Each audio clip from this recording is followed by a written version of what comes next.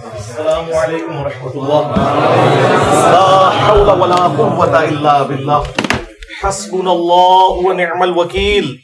یا حی یا قیوم برحمتک استغیث. لا الہ الا انت سبحانک انی کنت من الظالمین. ربنا آتنا من لدنک رحمة وهیئ لنا من امرنا رشدا. ربنا آتنا فی الدنیا حسنة وفي الآخرة حسنة وقنا عذاب النار. اللهم صل على محمد وعلى آل محمد وأصحاب محمد وأزواج محمد وأمة محمد أجمعين إلى يوم الدين. آمين. الحمد لله رب العالمين والصلاة والسلام على سيد الأنبياء والمرسلين وعلى آلہ واصحابہ اجمعین الی یوم الدین. الحمدللہ آج 20 اگست 2023 کو سنڈے کے دن ہمارا یہ پبلک سیشن نمبر 108 منعقد ہونے جا رہا ہے. آپ کے یہ ریئل ٹائم سوالات پرچیوں کی شکل میں میرے پاس آئے ہوئے ہیں. انشاءاللہ میں انہیں بعد میں ڈسکس کروں گا. پہلے اس ویک کا ایک بڑا دل خراش انسیڈنٹ اسے میں چاہ رہا ہوں کہ تھوڑا بریف کر دوں، اور وہ ہے 16 اگست 2023 کو جو فیصل آباد کے پاس ایک شہر ہے جڑاں والا، وہاں پر کرسچن کالونی کے اندر توہین مذہب کی آڑ میں ایک مبینہ جو بیان کی گئی، اس کی ابھی تصدیق نہیں ہوئی کہ وہ کس حد تک درست ہے، اس کے پیچھے کون ہے، قرآن حکیم کی بے حرمتی، اسے بنیاد بنا کر تقریباً 19 کے قریب گرجوں کو آگ لگائی گئی، جلا کر راکھ کر دیا گیا، وہاں سے صلیبیں اتار کے توڑ دی گئیں، اور تقریباً 86 مکانات جو ہیں وہ نظر آتش ہوئے ہیں. اللہ کا شکر ہے کہ کوئی جانی نقصان نہیں ہوا، کیونکہ پہلے ہی اناؤنسمنٹ کر دی تھی وہاں پر مساجد سے لوگوں نے کہ ہم انورٹڈ کامہ میں بڑا مقدس کام کرنے والے ہیں، اور شکر ہے وہاں پہ لوگوں کو عقل تھی اور انہیں یہ یقین تھا کہ ہماری اسٹیٹ ہمیں بچانے کے لیے نہیں آئے گی. ہماری اسٹیٹ صرف ایکٹیو ہوتی ہے جب کسی اسٹیٹ کے ادارے کے بارے میں کوئی ورڈکٹ دے دے، کبھی غدار وطن کے نام کے اوپر اور کبھی توہین عدالت کے نام کے اوپر. عوام الناس کا کوئی پرسان حال نہیں ہے، تو وہاں سے عوام نکل گئی تھی. اس وجہ سے شکر الحمدللہ کافی حد تک بچت ہو گئی، لیکن املاک کو تو نقصان پہنچا ہے، اور جو گرجے ہیں ان کی توہین تو ہوئی ہے.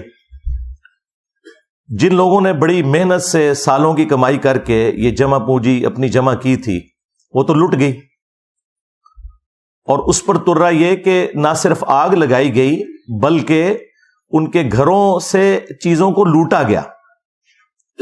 کسی کا زیور تھا تو وہ بھی نہیں مل رہا، یعنی ایک قسم کا آپ سمجھ لیں کوئی میدان جنگ انہوں نے بنا لیا تھا اسے. اور جو لوگ وہاں نعرے لگا رہے تھے لبیک یا رسول اللہ کے، تو یہ رسول اللہ صلی اللہ علیہ وآلہ وسلم کی تعلیمات کا مذاق اڑانے کے مترادف ہے. آپ صلی اللہ علیہ وآلہ وسلم کی تو ایسی کوئی تعلیمات نہیں ہے. خیر، وہ نعرے لگانے سے کم از کم عوام الناس کو پتہ چل گیا یہ کون سی پارٹی ہے، کن سے موٹیویٹڈ لوگ ہیں. ہمارے جو آئی جی پنجاب ہیں ڈاکٹر عثمان صاحب حفظہ اللہ تعالی، نیک سیرت انسان ہے، اچھے انسان ہیں، ہر جگہ اس طرح کے مواقع کے اوپر وہ پہنچتے ہیں. اس موقع پہ بھی وہاں پہ پہنچے وہ، اور انہوں نے ایک بڑی حیران کن بات بتائی جو میرے لیے بڑی اسٹانشنگ تھی. وہ کہنے لگے کہ پولیس انہیں روکنے میں اس لیے ناکام ہوئی ہے کہ 6000 کے قریب مجمع بیک اپ میں تیار تھا جس نے وہاں پہ حملہ کرنا تھا، اور ہمارے پاس اتنی نفری نہیں تھی. اگر ہم کنفرنٹ کرتے تو زیادہ نقصان ہوتا. اب اگر آئی جی پنجاب یہ سٹیٹمنٹ دے رہے ہیں ویڈیو میں، تو اس کا مطلب تو بہت خطرناک ہے. کہ 6,000 موٹیویٹڈ لوگ اس طرح کی ایکٹیویٹیز پرفارم کرنے کے لیے وہاں پر موجود تھے، تو یہ اسٹیٹ کس قسم کی تربیت کر رہی ہے، یا یہاں پہ بیٹھے ہوئے لوگ کس قسم کے لوگ پروڈیوس کر رہے ہیں کہ جہاں اتنا بڑا مجمع آپ کو اویلیبل ہو جاتا ہے. پلس انہوں نے یہ بھی کہا کہ ہم اگر کوشش بھی کرتے ان کو روک نہیں سکتے تھے، اس لیے ہم نے پھر کوشش کی کہ جو لوگ یہاں سے نکل سکتے ہیں انہیں تو بچا کے نکالیں. تو یہ سیدھا سیدھا اسٹیٹ کا فیلئر ہے. اس کو آپ جو بھی نام دیں، اس کی کوئی اور جسٹیفیکیشن نہیں ہو سکتی سوائے اس کے کہ ہم بالکل اسٹیٹ کے طور پر فیل ہو چکے ہیں اپنے شہریوں کو تحفظ دینے میں. اور یہ حقیقت بات ہے کہ اس طرح کے جو مذہبی غنڈے ہیں، انہوں نے پاکستان کو نہ صرف غیر مسلموں کے لیے بلکہ مسلمانوں کے لیے بھی جہنم بنا دیا ہے پریکٹیکلی. اور ان کا علاج میرے پاس ہے، وہ انشاءاللہ میں نے برین سٹارمنگ کرنے کے بعد 3 نکاتی ایجنڈا رکھا ہوا ہے، وہ میں انشاءاللہ اینڈ پہ بتاؤں گا کہ ان کا علاج کیا ہے، جو اب کرنے کی ضرورت پڑ گئی ہے، ورنہ یہ معاملات اب رکنے کے نہیں ہیں. صلیب توڑ کر نیچے پھینکی گئی. مجھے بتائیں اسی فرقے والے کی مسجد سے اگر نقشے نالین پاک کوئی توڑ کے اس طرح زمین پر پھینکے تو انہیں کتنی تکلیف ہوگی. دوسروں کے مقدسات کا یہ احترام نہیں کرتے، اور دوسری طرف پوری دنیا کو ہم یہ میسج دیتے ہیں کہ اسلام جو ہے وہ ریلیجن آف پیس ہے، امن کا دائی ہے. اسلام کا مطلب ہی سلامتی ہے. To acquire peace by submitting your will to Allah, اپنی رضا اپنے رب کے حوالے کر کے امن و سلامتی کا حصول اس دنیا میں بھی اور آخرت میں بھی، یہ اسلام کی ڈیفینیشن ہے. اور پریکٹیکلی اس وقت مسلمان انسانیت کے لیے ایک درد سر بن چکے ہیں. ہے مٹھی بھر ہیں، میجورٹی مسلمانوں کی ایسی نہیں ہے، لیکن چونکہ ڈومیننٹ ہے، مسندوں پہ یہ لوگ بیٹھے ہوئے ہیں، باقی لوگوں کو ڈرائیو کرتے ہیں اور ان کی برین واشنگ کر کے چڑھا دیتے ہیں اپنے مخالفین کے اوپر. یہاں پہ بھی جو تفصیلات آئی ہیں وہ یہ ہے کہ آلموسٹ صبح 5 بجے کے قریب چند صفحات قرآن کے ایک صحافی کوئی وہاں سے کوئی فیمیل گزر رہی تھی، انہوں نے آبزرو کیے، ان کے اوپر ریڈ انک کے ساتھ کچھ گستاخانہ کلمات بھی لکھے تھے قرآن کے صفحات کے اوپر، اور ساتھ کچھ کرسچنز کی تصویریں سٹیپل ہوئی تھیں. اب یہ خود ہی ڈاؤٹ فل چیز ہے کہ جو شخص توہین کرے گا وہ اپنی تصویر ساتھ سٹیپل کرے گا کہ میں کر رہا ہوں. تو اس سے تو لگتا ہے کہ یہ کوئی پری پلان تھا. اور یہ آئی جی پنجاب ڈاکٹر عثمان صاحب نے یہ بھی ساتھ بولا تھا کہ یہ سب کا سب معاملہ پلان تھا. تو 9 مئی اگر پلان ہو کے ہو تو ہم دیکھتے ہیں کس طریقے سے فوراً ساری گرفتاریاں 10,000 کے قریب ہو گئیں. 16 اگست 2023 جو میں سمجھتا ہوں اس سے بڑا واقعہ ہے، اور آپ خود مان رہے ہیں کہ یہ پلان ہے. اس کے اگینسٹ تو ہم نے اس کے مقابلے میں 6,000 بندے تو ہمیں اندر نظر نہیں آئے ہیں، وہ 100 بندے پکڑے ہیں، اور ان میں سے بھی اکثر ایسے ہیں جو بے قصور ہیں، وہ ثابت ہو جائے گا سوائے چند دے کے. اور جو اصل مجرم ہے جو پیچھے ان کو گائیڈ کر رہے ہیں وہ سکون سے اے سی والے کمروں میں بیٹھے ہوئے ہیں، تماشا دیکھ رہے ہیں. تو وہ چند صفحات تھے جن پہ ریڈ انک سے گستاخانہ کوئی جملے لکھے ہوئے تھے، وہ کسی کے پاس آ گئے، بس وہ پھر انہوں نے مسجدوں سے اعلان کر دیے. وہ آپ کو پتا ہے ایک کوئی وہ شکل سے لگ رہا تھا شاید اس نے کبھی نماز بھی نہ پڑھی ہو، ٹھیک ہے، اس نے کہا کہ جی مسلمانوں کب نکلو گے، اور وہ ویڈیو بڑے فخر سے بنوائی. اس کو تو خیر پکڑ لیا، یاسین نام ہے اس کا، اس کو تو انہوں نے اندر کیا ہوا ہے، لیکن ظاہر ہے اس کے پیچھے جو ماسٹر مائنڈ ہے جب تک وہ نہیں پکڑے جاتے تو ان کا کوئی علاج نہیں ہے. خیر اس کے بعد یہ سارا موب اکٹھا ہوا. بہرحال پھر بھی یہ 6-7 گھنٹے اسٹیٹ کے پاس تھے. یہ جو قتل و غارت والا معاملہ شروع ہوا اس اعتبار سے کہ گرجوں کو آگ لگائی گئی، شکر ہے جانی نقصان کوئی نہیں ہوا، اور گھروں کو، یہ آلموسٹ کوئی 10-11 بجے کے قریب ہوا ہے. ان 5 گھنٹوں میں امن کمیٹی کے ذریعے انہوں نے کوشش کی، لیکن وہ بس کاغذی کارروائی تک ہی رہی. جنہوں نے کام ڈالنا تھا انہوں نے ڈال دیا. اور اب آپ دیکھ رہے ہیں کہ ہمارے جو نیکسٹ ہونے والے چیف جسٹس صاحب ہیں قاضی فائز عیسیٰ حافظہ اللہ تعالی، وہ بھی وہاں پہ پہنچے ہوئے تھے. فیض آباد دھرنے کے اوپر جو قاضی فائز عیسیٰ نے فیصلہ تحریر کیا تھا ان دھرنوں کے بارے میں، ان مذہبی جنونی لوگوں کے بارے میں، خصوصاً اسی جماعت کے بارے میں جس کو اس وقت کی اسٹیبلشمنٹ نے اس وقت کی پولیٹیکل گورنمنٹ کو کمزور کرنے کے لیے یوز کیا، اگر اس فیصلے کے اوپر عمل ہوا ہوتا تو یہ دن ہمیں نہ دیکھنے پڑتے۔ چلیں اب تو ڈرائیونگ پوسٹ پہ آنے والے ہیں قاضی فائز عیسیٰ صاحب، ہم امید کرتے ہیں کہ جو ان کی خواہشات ہیں مختلف بیانات کے ذریعے پبلک میں آتی رہتی ہیں، تو اب پریکٹیکلی اس سیٹ پہ بیٹھیں گے تو انصاف دیں گے، اور انصاف ہو، ڈیٹرنس قائم ہو تو پھر نیکسٹ واقعات رکیں گے۔ لیکن تاریخ یہ ہے کہ آج تک کسی بھی واقعے کا کوئی اینڈ رزلٹ اس حوالے سے نہیں نکلا کہ کسی کو سزا ملی ہو۔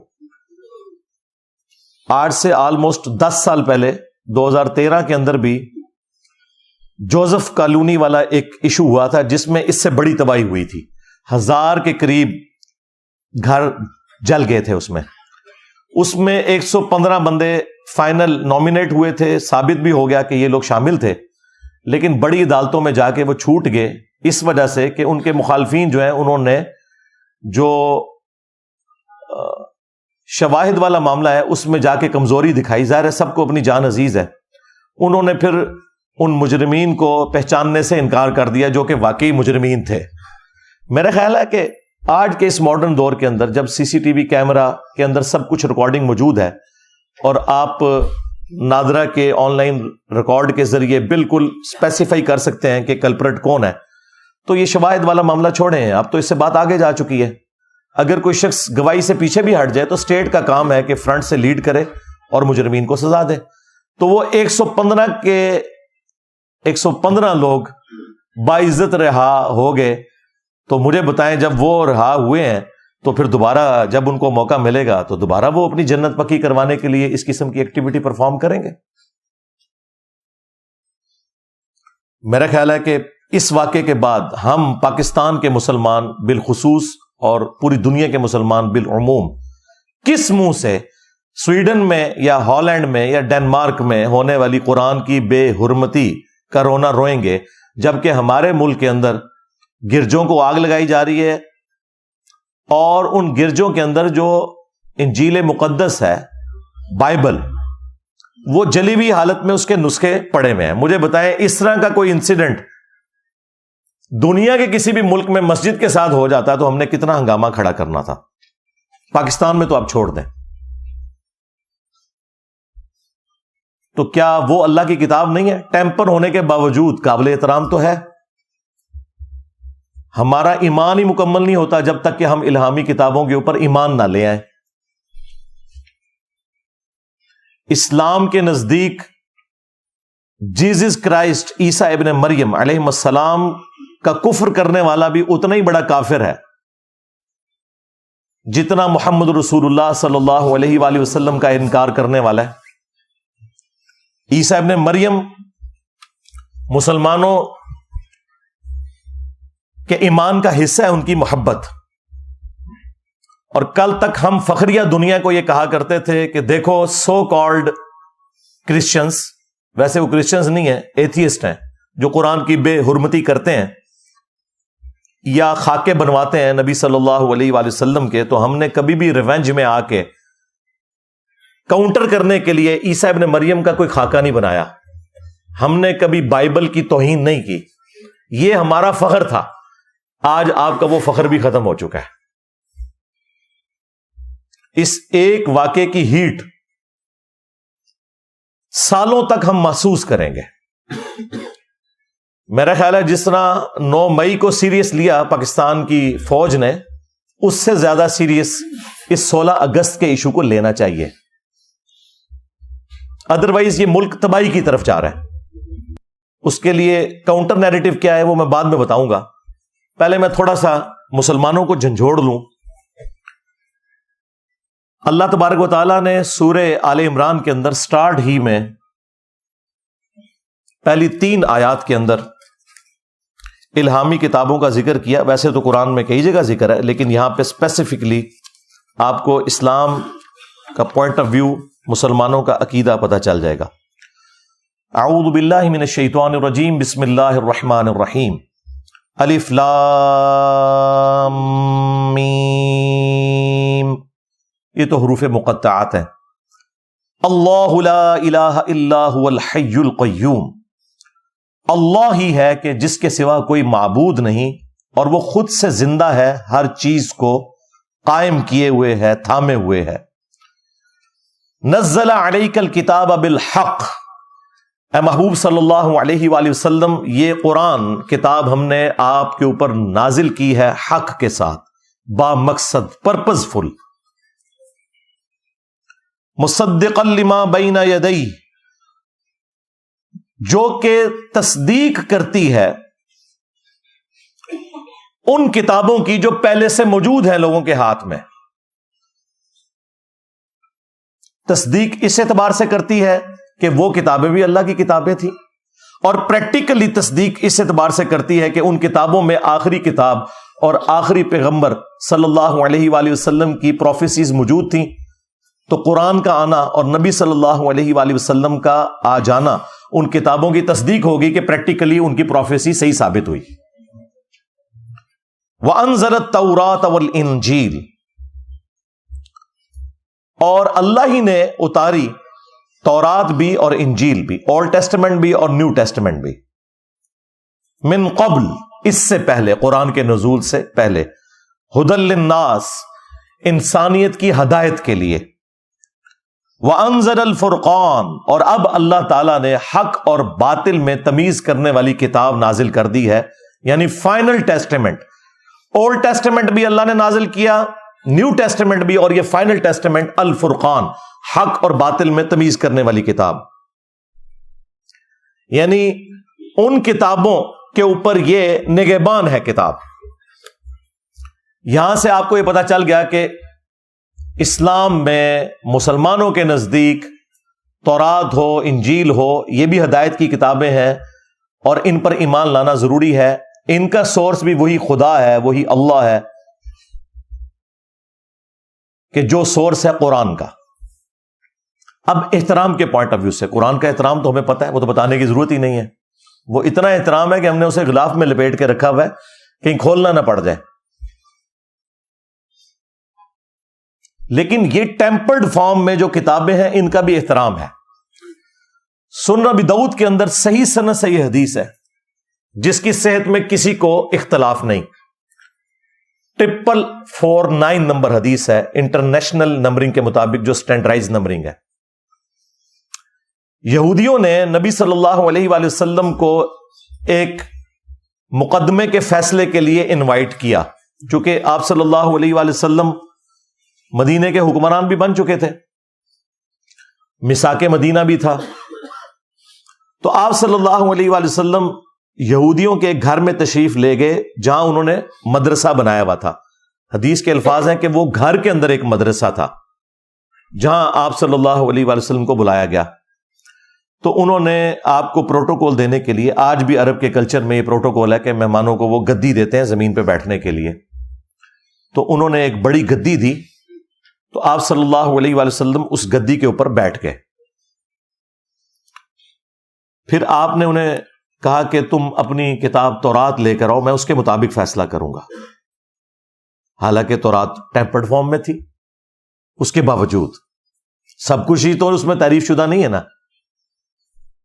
جب انہوں نے تورات پیش کی نبی صلی اللہ علیہ وآلہ وسلم کو، تو آپ صلی اللہ علیہ وآلہ وسلم نے اپنی پیٹھ کے نیچے سے وہ بڑی گدی نکالی، اپنے سامنے رکھی، خود زمین پر بیٹھ گئے اور تورات کو اس گدی کے اوپر رکھا، اور ساتھ آپ صلی اللہ علیہ وآلہ وسلم نے فرمایا آمنت بک، میں ایمان لایا اس تورات کے اوپر، وبمن انزلک، اور میں اس پر بھی ایمان لایا جس نے اس کتاب کو نازل کیا۔ حالانکہ ٹیمپرڈ تھی، لیکن آپ صلی اللہ علیہ وآلہ وسلم نے اس کا احترام کیا، خود زمین پر بیٹھ گئے اور وہ گدی کے اوپر تورات کو رکھا۔ اس سے بڑی کوئی دلیل نہیں ہو سکتی کہ ہم نے دوسری الہامی کتابوں کا بھی احترام کرنا ہے۔ اور پھر آپ علیہ السلام نے ایک مقدمے کا فیصلہ اس میں کیا، وہ رجم کی سزا والا ایشو تھا۔ بہرحال یہ حدیث مسلمانوں کے لیے ایک لمحہ فکری ہے کہ آپ کے نبی صلی اللہ علیہ وآلہ وسلم تو تورات کا احترام کر رہے ہیں، اور اس نبی کی محبت میں لبیک یا رسول اللہ کے نعرے لگاتے ہوئے آپ لوگ تورات اور انجیل کو آگ لگا رہے ہیں. کیونکہ اس وقت جو بائبل ہے نا، کنگ جیمز ورژن جو اس وقت دنیا میں چل رہا ہے، وہ انجیل مقدس وہ اکٹھی چھپتی ہے. جو بائبل سوسائٹی انارکلی لاہور والے پرنٹ کرتے ہیں، اس کے باہر لکھا ہوتا ہے بائبل مقدس، لیکن اس میں وہ ساری ہیں، اولڈ ٹیسٹمنٹ بھی ہوتا ہے، نیو ٹیسٹمنٹ بھی، اور حضرت داؤد علیہ السلام کے صحائف اور باقی ساری چیزیں اس میں شامل ہوتی ہیں. وہ جلے ہوئے نسخے آپ کے سامنے، بلکہ وہ 1-2 دن تک وہ سارے کا سارا ملبہ وہاں پہ جلتا رہا. اور دوسری طرف ہم جو ہے وہ اللہ اور اس کے محبوب صلی اللہ علیہ وآلہ وسلم کے ساتھ وفاداری کا دم بھرتے ہیں، اور ہمارے کرتوت یہ ہیں. اسلام نے تو انسانیت کا سبق دیا ہے. سورۃ المائدہ کی آیت نمبر 32 میں اللہ تبارک و تعالیٰ نے فرمایا کہ 2 استثناء ہیں. نمبر 1 قتل کے بدلے قتل، اور نمبر 2 فساد فی الارض. اس کانٹیکسٹ میں کسی مجرم کو قتل کرنا. یہ 2 ایکسیپشنز چھوڑ کر جس نے کسی انسان کو قتل کیا، گویا اس نے پوری انسانیت کا قتل کر دیا. مسلمان کی بات نہیں ہو رہی، انسان، بلکہ جان کا ذکر ہے وہاں پر. شکر ہے انسان کا ذکر نہیں، ورنہ کہنا تھا کہ ہم تو غیر مسلموں کو انسان نہیں مانتے.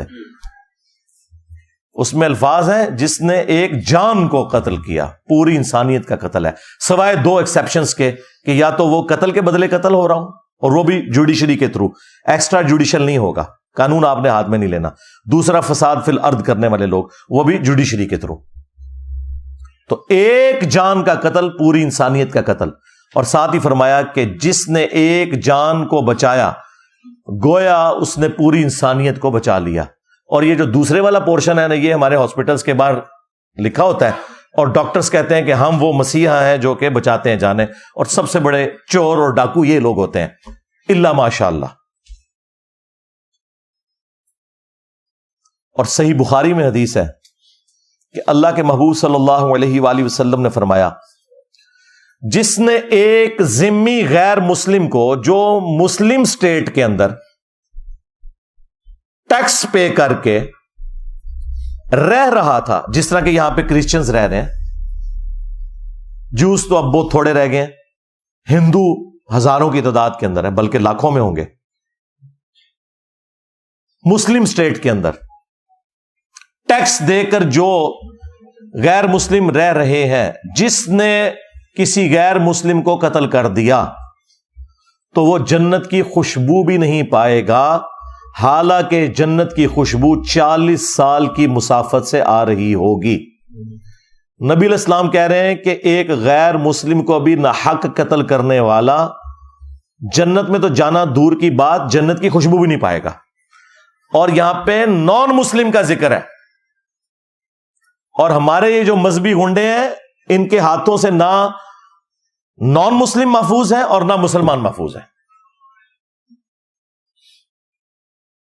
یہ آیات، یہ احادیث کیا انہوں نے کبھی اپنے ممبروں سے بیان کی اور عوام الناس کو نارملائز کرنے کی کوشش کی؟ نہیں، یہ کام کبھی یہ کر ہی نہیں سکتے، ان کو کبھی توفیق ہی نہیں ملنی. ان کی تربیت خود بھی ایسی نہیں ہے، دوسرا ان کی کمپیٹنسی بھی نہیں ہے، اور تیسرا یہ جذباتی ڈاکٹرن کے ذریعے فساد مچا کے رکھنا چاہتے ہیں تاکہ ان کی جو روزی روٹی ہے نا وہ اس سے چلتی رہے. بس ٹوٹل ان کا جو مقصد ہے وہ یہ ہے. اب آ جائیں آخر میں، جو میں نے 3 نکاتی ایجنڈا برین سٹارمنگ کر کے بڑا سوچ کے تیار کیا ہے، ہو سکتا ہے کہ بعض لوگوں کو وہ برا بھی لگے، اس لیے میں اس کو بیان کرنے سے پہلے آپ سے ریکویسٹ کروں گا، صلو علی محمد و آل محمد، اللہم صلی علی محمد وعلی آل محمد و اصحاب محمد و ازواج محمد و امت محمد اجمعین الی یوم الدین.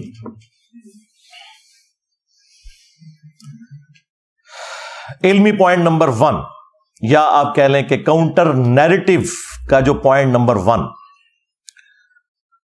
وہ ہے فوری انصاف. جب تک فوری انصاف نہیں ہوگا، نہ صرف اس معاملے میں بلکہ آج تک جتنے بھی اس طرح کے ایکسٹرا جوڈیشل معاملات ہوئے اور ان میں مجرمین آئیڈینٹیفائی ہوئے، ان کو سزائیں نہیں دی جائیں گی، تب تک مستقبل میں کبھی بھی ڈیٹرنس نہیں ہوگی. اس سے بھی آسان الفاظ میں سمجھاتا ہوں کہ جس طرح ہماری عدالتیں توہین عدالت کے مسئلے میں بڑی سینسٹیو ہیں، اور ہمارے ریاستی ادارے حب الوطنی کے نام کے اوپر کسی کو غدار وطن جب کہہ رہے ہوتے ہیں اور وہ سمجھ رہے ہوتے ہیں، اس معاملے میں جتنے وہ سینسٹیو ہیں، یا ابھی حالیہ جو یہ 9 مئی والا واقعہ ہوا، اس کے اوپر جتنے سینسٹیو ہیں، اور فوراً وہ سارے کے سارے معاملات انہوں نے طے کر لیے ہیں کہ اب یہ بھی ہوگا، یہ بھی ہوگا، وہ بھی ہوگا، اور سینٹ سے بھی انہوں نے اب فائنل اپروول کروا لی ہے، اور کتنی انہوں نے ایکٹس کے اندر تبدیلیاں کروا لی ہیں. اسی طرح کے معاملات جب تک یہ مذہبی غنڈوں کے لیے نہیں ہوتے نا، جنہوں نے پاکستان کو جہنم بنا دیا پریکٹیکلی، مسلمانوں کے لیے بھی اور غیر مسلمز کے لیے بھی، اس معاملے میں سے کچھ بھی نہیں نکلنے والا.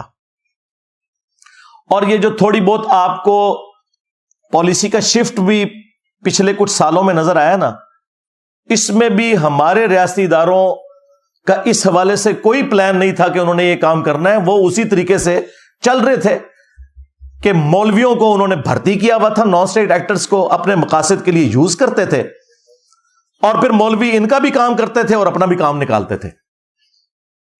اور یہ باتیں میں اس وقت سے کر رہا ہوں جب انہوں نے گود لیا ہوا تھا. اس وقت کو بات کرنا بھی ایک بڑی دلیری کا کام تھا. آج تو یہ خود کہہ رہے ہیں کہ جی یہ ہمارے گاٹے فٹ ہو گئے ہیں، لیکن ان کو اس وقت ہماری بات نہیں سمجھ آئی. میری 2012-13 کی ویڈیوز یوٹیوب پہ اپلوڈ ہے، نیچے اپلوڈنگ ڈیٹ بھی آ جائے گی، میں اس وقت کیا باتیں کر رہا تھا. آج بھی ان کو عقل نہیں آنی تھی اگر FATF حافظہ اللہ تعالی نہ ہوتا، ہاں، اور ان کے چندے بند نہ ہوتے جو باہر سے فنڈ لیتے ہیں، تو کبھی بھی انہوں نے اپنی اصلاح نہیں کرنی تھی. یہ جو ضرب عضب یا رد الفساد، یہ جو فوجی آپریشنز ہیں، یہ کرولریز ہیں، یہ بچے ہیں. اصل مسئلہ وہ ہوا ہے FATF والا.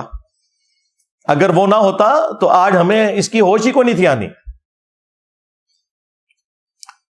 تو جب تک فوری انصاف نہیں ہوگا، جس طرح کے اپنے معاملات میں فوراً میڈیا کو بھی کنٹرول میں کرتے ہیں، صحافیوں کو بھی پکڑ لیتے ہیں، احتجاج کرنے والوں کو بھی پکڑ لیتے ہیں، اور مقدمات ان کے اوپر بنا کے آگے معاملات کو لے کے چلتے ہیں، جب تک اس طرح کا سپیڈی ٹرائل ان مذہبی گنڈوں کا نہیں ہوتا، کچھ بھی نہیں نکلے گا.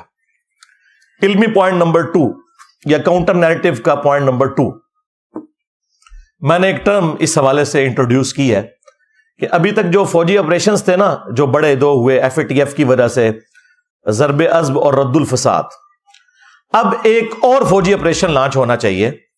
اس کا نام ہونا چاہیے رد النفاق، کیونکہ یہ بیسیکلی جو مذہبی دہشت گرد ہے نا، یہ منافق ہے عملاً. عقیدے میں چلے ہم ان کے کلمے کا احترام کرتے ہیں، عملاً یہ منافق ہیں. اور ان منافقین کے رد کے لیے ایک آپریشن لانچ ہونا چاہیے، رد النفاق. اس کا نام رکھیں رد النفاق، جس نے رد الفساد رکھا تھا نا انہوں نے، رد النفاق. جو اس طرح کے منافقین ہیں جو اسلام کی صفوں میں گھسے ہوئے ہیں، خواہ وہ مسلمان بن کے ہیں یا جس طریقے سے بھی، ان کے خلاف آپریشن ہونا چاہیے. اور اس کے لیے کیا کیا جائے؟ اس میں اس قسم کے جتنے بڑے بڑے لوگ ہیں ان سے گن پوائنٹ کے اوپر اس طرح کے تمام ماضی کے جو واقعات ہیں، یا جو یہ حالیہ واقعہ ہوا جڑا والا، اس کی مذمت کروائی جائے. یعنی کہ آپ کی لینگویج میں پریس کانفرنس کروائی جائے. ہاں، اور سمجھ آئے گی.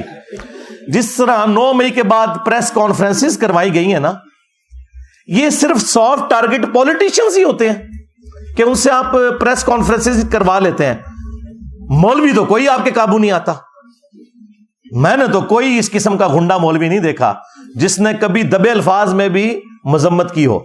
بلکہ کل میں رات کو دیکھ رہا تھا، وہ ہمارے جو بھائی ہیں چھوٹے، اقرار الحسن، وہ سرعام پروگرام کرتے ہیں، تو وہ پریکٹیکلی وہاں کے جو حالات انہوں نے دکھائے ہیں، یقین کریں میرے تو آنکھوں میں آنسو آ گئے، میں نے جو وہاں لوگوں کی حالت دیکھی ہے. ٹھیک ہے، اب ایک امیر آدمی کو اس سے کیا غرض کہ ایک غریب آدمی کے لیے بچی کا جہیز کا زیور کتنی بڑی اہمیت رکھتا ہے، جو لوٹ لیا آپ نے اسلام کے نام کے اوپر. یہ پتہ نہیں کون سا اسلام ہے. ایک بار گھر جل جائے، ختم ہو جائے، تو دوبارہ پھر اس زندگی میں انسان نہیں بنا سکتا. زندگی میں ایک ہی گھر بنایا جاتا ہے. ایک غریب آدمی، ان میں سے کئی لوگ کرائے پہ بھی رہ رہے تھے. تو اینڈ پہ اس نے نا کچھ مولویوں کے بھی انٹرویو کیے ہیں، تو میں بڑا پازیٹیولی بیٹھا تھا. میں نے کہا یہ مولوی بھی کنڈیم کریں گے جو وہاں کی عمل کمیٹی. کسی نے ایک جملہ بھی نہیں بولا. وہ سارے کہہ رہے ہیں جی ہمیں قرآن شریف پڑھنا چاہیے تاکہ ہمیں پتہ چلے کہ قرآن کی کیا اہمیت ہے اور قرآن کی بے رحمتی نہیں ہونی چاہیے. اس واقعے کو انہوں نے ڈسکس تک نہیں کیا، حالانکہ ٹاپک ان سے یہ پوچھا جا رہا تھا.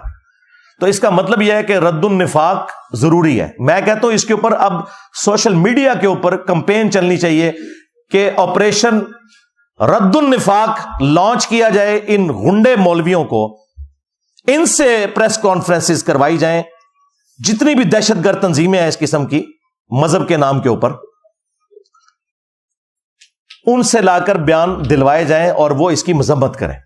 اور ساتھ ہی ساتھ جو شریف النفس قسم کے علماء ہیں جن کے ڈنگ نکلے ہوئے ہیں یا ہے ہی نہیں بیچاروں کے، ممی ڈیڈی قسم کے، جس طرح مولانا طارق جمیل صاحب، مفتی تقی عثمانی صاحب، مفتی منیب الرحمان صاحب، ثاقب رضا مصطفی، اس قسم کے جو لوگ ہیں نا، ان لوگوں کو جن کی فین فالوئنگ بہت زیادہ ہے، اس میں کوئی شک نہیں ہے، ان لوگوں کو فرنٹ پہ لا کے یہ تو بغیر کسی دھمکی کے بھی پریس کانفرنس کرنے کے لیے تیار ہو جائیں گے. شریف لوگ بےچارے خود وکٹم ہے انہی دہشت گرد تنظیموں کے. یہ لوگ ان سے کم از کم ان سے تو بیانات دلوائے جائیں ان لوگوں کے خلاف جنہوں نے یہ ایکٹیویٹی پرفارم کی. یہ رد النفاق کا پہلا حصہ ہے جو میں بیان کر رہا ہوں. اور دوسرا حصہ جو ہے نا وہ علمی پوائنٹ نمبر 3 ہے جو کاؤنٹر نیریٹو کا تیسرا پوائنٹ ہے. یہ بھی میں آج آن ایئر پہلی دفعہ اس کے لیے میں نے ٹرم سوچی میں کیا ڈیوائز کروں. آپ کو پتا ہے کہ یورپ کی ترقی کے پیچھے جو سب سے بڑی ایکٹیویٹی ہے نا وہ یہ کہ انہوں نے علماء کو، جو ان کے پادری تھے، مولوی جن کو آپ کہہ لیں، ان سے جان چھڑا لی اور انہیں ایک ویٹیکن سٹی بنا کے دے دیا کہ جو کچھ تم نے کرنا ہے نا یہاں کرو بیٹھ کے. جب سے یہ ویٹیکن سٹی بنا ہے نا کرسچنز کا، اس دن سے یورپ نے ترقی کا آغاز کیا اور آج وہ دنیا کو لیڈ کر رہے ہیں. جب تک یہ مولوی تھا عذاب الہی بنا ہوا تھا ان کے لیے. اس کا آغاز تو ہوا فرینچ ریولوشن سے 1789 میں. آپ ذرا فرینچ ریولوشن کی تاریخ پڑھیں تو آپ کو پتا چلے گا یہ جو اس وقت دنیا میں آپ ڈیموکریسی کی بہاریں دیکھ رہے ہیں نا، میں اس ڈیموکریسی کے اس حصے کو تو غلط سمجھتا ہوں جس میں حلال اور حرام کا فیصلہ کثرت رائے سے ہو، لیکن میں بات کر رہا ہوں اس ڈیموکریسی کی جس میں آپ حلال و حرام کا فیصلہ قرآن و سنت سے کرتے ہیں اور جو حلال کے دائرے کے اندر چیزیں ہیں وہ آپ کثرت رائے سے کرتے ہیں. بہرحال یہ جو برکات آج آپ دیکھ رہے ہیں نا، اس کا آغاز فرینچ ریولوشن سے ہوا ہے. اس سے پہلے انسانوں کے غلام تھے امپائرز کی شکل میں.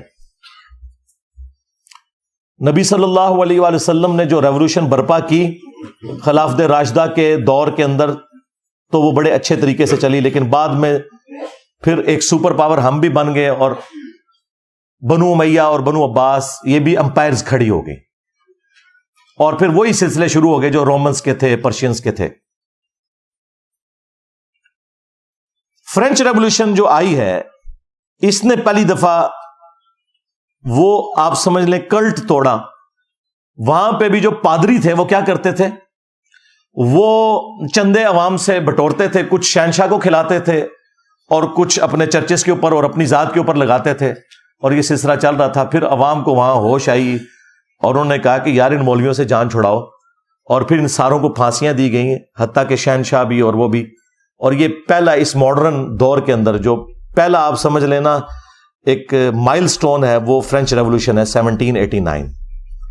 پھر اس کے بعد آہستہ آہستہ یہ چیز پھیلتی چلی گئی. پھر ہم نے دیکھا کہ رشین امپائر بھی ٹوٹ گئی, وہاں پہ بھی کمیونزم کا انقلاب آیا. ٹھیک ہے, اس میں کچھ چیزیں کباتے تھیں, لیکن اوور آل معاشرے کے لیے تو وہ اچھی چیز تھی. اور سلطنت عثمانیہ بھی ٹوٹی. ہمیں صرف پتہ ہے سلطنت عثمانیہ ٹوٹی ہے, اور بھائی سلطنت عثمانیہ ان سب سلطنتوں میں چھوٹی تھی جو ٹوٹی ہے. گریٹ برٹن ٹوٹ گیا, جو انسانی تاریخ میں سب سے بڑی حکومت, جہاں سورج ہی غروب نہیں ہوتا تھا. اتنی بڑی حکومت تو کبھی بھی کسی نے نہیں کی ہے, نہ منگولوں نے کی نہ مسلمانوں نے کی جو گریٹ برٹن کی تھی. یعنی پورا سب کانٹیننٹ ان کے پاس تھا, اندازہ کریں. اور ادھر سے آسٹریلیا اور وہ سارے علاقے اور پھر افریقہ تک ان کی حکومت, وہ بھی ٹوٹ گئی. جرمنی کی حکومت بھی ٹوٹی. یہ ساری کی ساری امپائرز ٹوٹنا شروع ہوئی, لیکن آغاز ہوا فرینچ ریولوشن سے. اور اس کو اگر آپ سٹڈی کریں گے تو آپ کو پتا چلے گا وہاں بھی مسئلہ مولوی تھا. یہ آج آپ جو سکون کی زندگی دنیا میں گزار رہے ہیں نا, آپ نے ارطغرل ڈرامے میں, وہ تو زیادہ تر تو ڈرامہ ہی ہے اس کے اندر, لیکن اوور آل جو چیز دکھائی گئی ہے نا, یہی ہوتا تھا کہ لوگ بےچارے دن کے وقت شکار کرنے گئے ہیں, واپسی پہ آئے تو سارے فیملی ممبرز ہی قتل ہو گئے ہیں, کسی قبیلے نے حملہ کیا اور سارا کچھ ملیا میٹ کر دیا. اب تو اس طرح نہیں ہوتا. یہ ساری برکات ہے فرینچ ریولوشن کی اور اس کے بعد امپائرز گرنے کی. اور پھر آخری جو بلو ہوا ہے نا, وہ سیکنڈ ورلڈ وار ہے. ہٹلر ایک اس دنیا کے لیے عذاب الہی تھا, لیکن اس کا فائدہ یہ ہوا کہ ہٹلر کی ان جنگوں کی وجہ سے, اگرچہ وہ جنگ تو ہار گیا, لیکن گریٹ برٹن اتنی کمزور ہو گئی کہ انہیں مجبوراً ہمیں آزادی دینی پڑی. یہ آپ کو جو بتایا جاتا ہے نا ہمارے بزرگوں کی قربانیاں, یہ بزرگوں کی قربانیاں بعد میں ہیں جو پارٹیشن کے وقت ہوئی. بیسیکلی گریٹ برٹن اس امپائر کا بوجھ اب اٹھا ہی نہیں سکتی تھی. ان کے پاس اتنے ریسورسز نہیں رہے تھے, کیونکہ وہ اس دوسری جنگ عظیم میں اتنے کمزور ہو گئے تھے کہ یہ معاملات چلا نہیں سکتے تھے. اگر وہ دوسری جنگ عظیم نہ ہوئی ہوتی نا, تو آج یہاں پہ بلٹ ٹرین چل رہی ہوتی. ہاں, یعنی انگریز بیٹھے ہوتے ہیں. ہاں,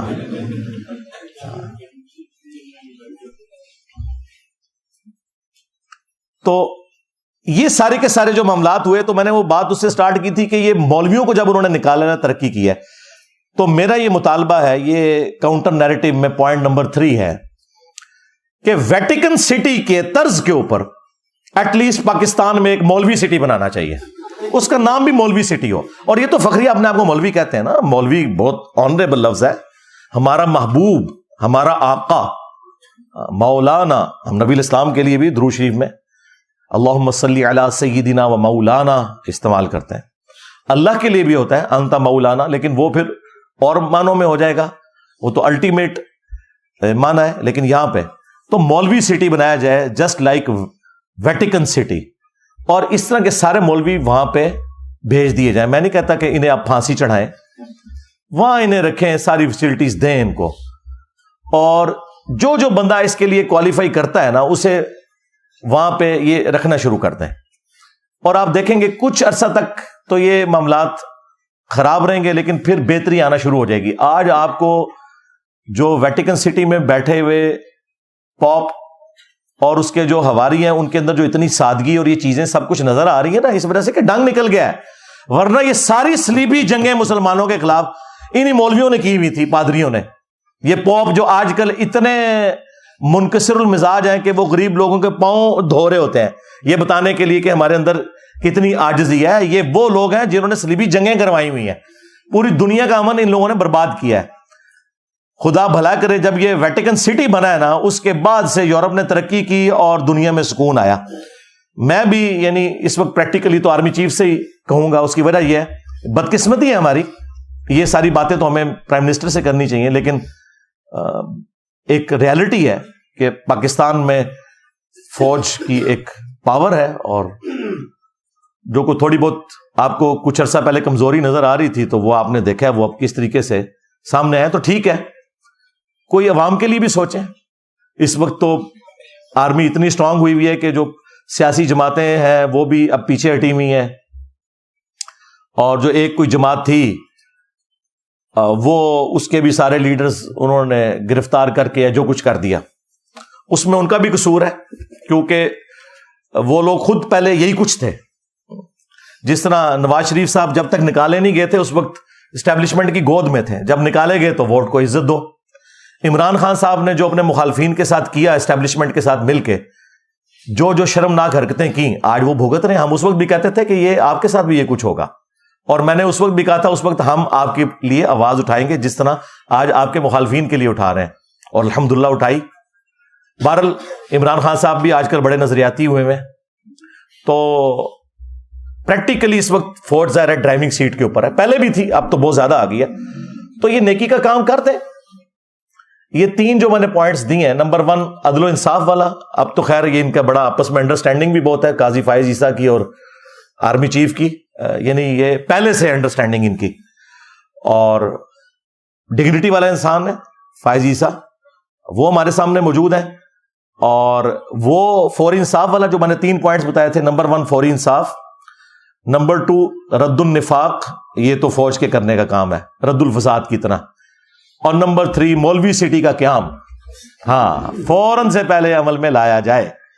یہ عوام کا درینہ مطالبہ ہے کہ ویٹیکن سٹی کی طرز کے اوپر ایک مولوی سٹی بنایا جائے. یار میں نہیں کہتا انہیں بلوچستان میں پھینکے, ویسے جگہ تو زیادہ وہاں ہے اور قابل بھی اس جگہ کے ہیں یہ, ہاں, لیکن چلو ان کو ناردرن ایریا میں یار کوئی اچھی سی فیسلٹی دے دیں, وہاں پہ بھی کوئی نہ کوئی جگہ نکل آئے گی.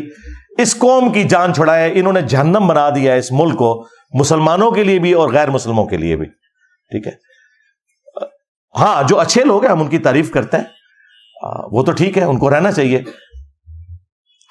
لیکن جو اس قسم کے غنڈے ہیں, ان سے عوام کی جان فوج ہی چھڑوا سکتی ہے. پھر ظاہر اس کے لیے آرمڈ کنفلکٹ ہوگا, یہ ذہن میں رکھیے گا. اتنی جلدی یہ لوگ اپنی جان نہیں چھوڑیں گے. اسلام کو بھی مجبوراً تلوار اٹھانی پڑی ہے. رومنز اور پرشینز کو اکھاڑنا کوئی آسان کام تھا, بدماش کو اپنی پوسٹ چھوڑتا ہے. اور اس طرح کا جو آرمڈ کنفلکٹ ہے وہ بالکل جائز ہے. بلکہ وہ اگلے دن آرمی چیف نے تقریر میں خوارج کی ٹرم استعمال کی ہے مذہبی دہشت گردوں کے لیے. لیکن یہ بھی خوارج ہیں جن کو آپ اپنا ایسٹ سمجھے ہوئے ہیں, یہ بھی خوارج ہی ہیں. ہاں, ان کو اپنا ایسٹ نہ آپ لوگ سمجھیں, یہ بھی مصیبت بنے ہوئے ہیں. یہ تو نہیں کہ جب اے پی ایس پہ حملہ ہوگا تو پھر ہی کوئی ایکٹیویٹی پرفارم ہوگی. یہ عوام کو تو کاٹ رہے ہیں اتنے عرصے سے. تو یہ مولوی سٹی کا قیام بہت زیادہ ضروری ہے, اور عام کنفلکٹ ہو تو ضرور ہو. آپریشن رد النفاق کے نام سے لانچ کیا جائے. اور اللہ تعالیٰ نے سورۃ الحج میں آیت نمبر 40 میں ارشاد فرمایا کہ اگر اللہ تعالیٰ بعض لوگوں کو بعض سے ٹکروا کر, یعنی جنگوں کا معاملہ نہ کرتا, تو کوئی خانقاہ, کوئی گرجا, کوئی معبد جو یہودیوں کے عبادت خانے, اور کوئی مساجد یہ سلامت نہ رہتی کہ جہاں پر اللہ کا کثرت سے ذکر کیا جاتا ہے. اسلام نے تمام مذاہب جو آسمانی ہیں ان کی عبادت گاہوں کے بارے میں کہا کہ یہ قائم ہے اور ان میں اللہ کا ذکر اس لیے ہو رہا ہے کہ بعض کو بعض سے اللہ تعالیٰ ٹکرواتا ہے. یعنی جو جہاد ہے, قتال ہے, جو صحیح کاز کے لیے ہو, یہ اس کی برکت سے یہ سب کچھ ہوتا ہے.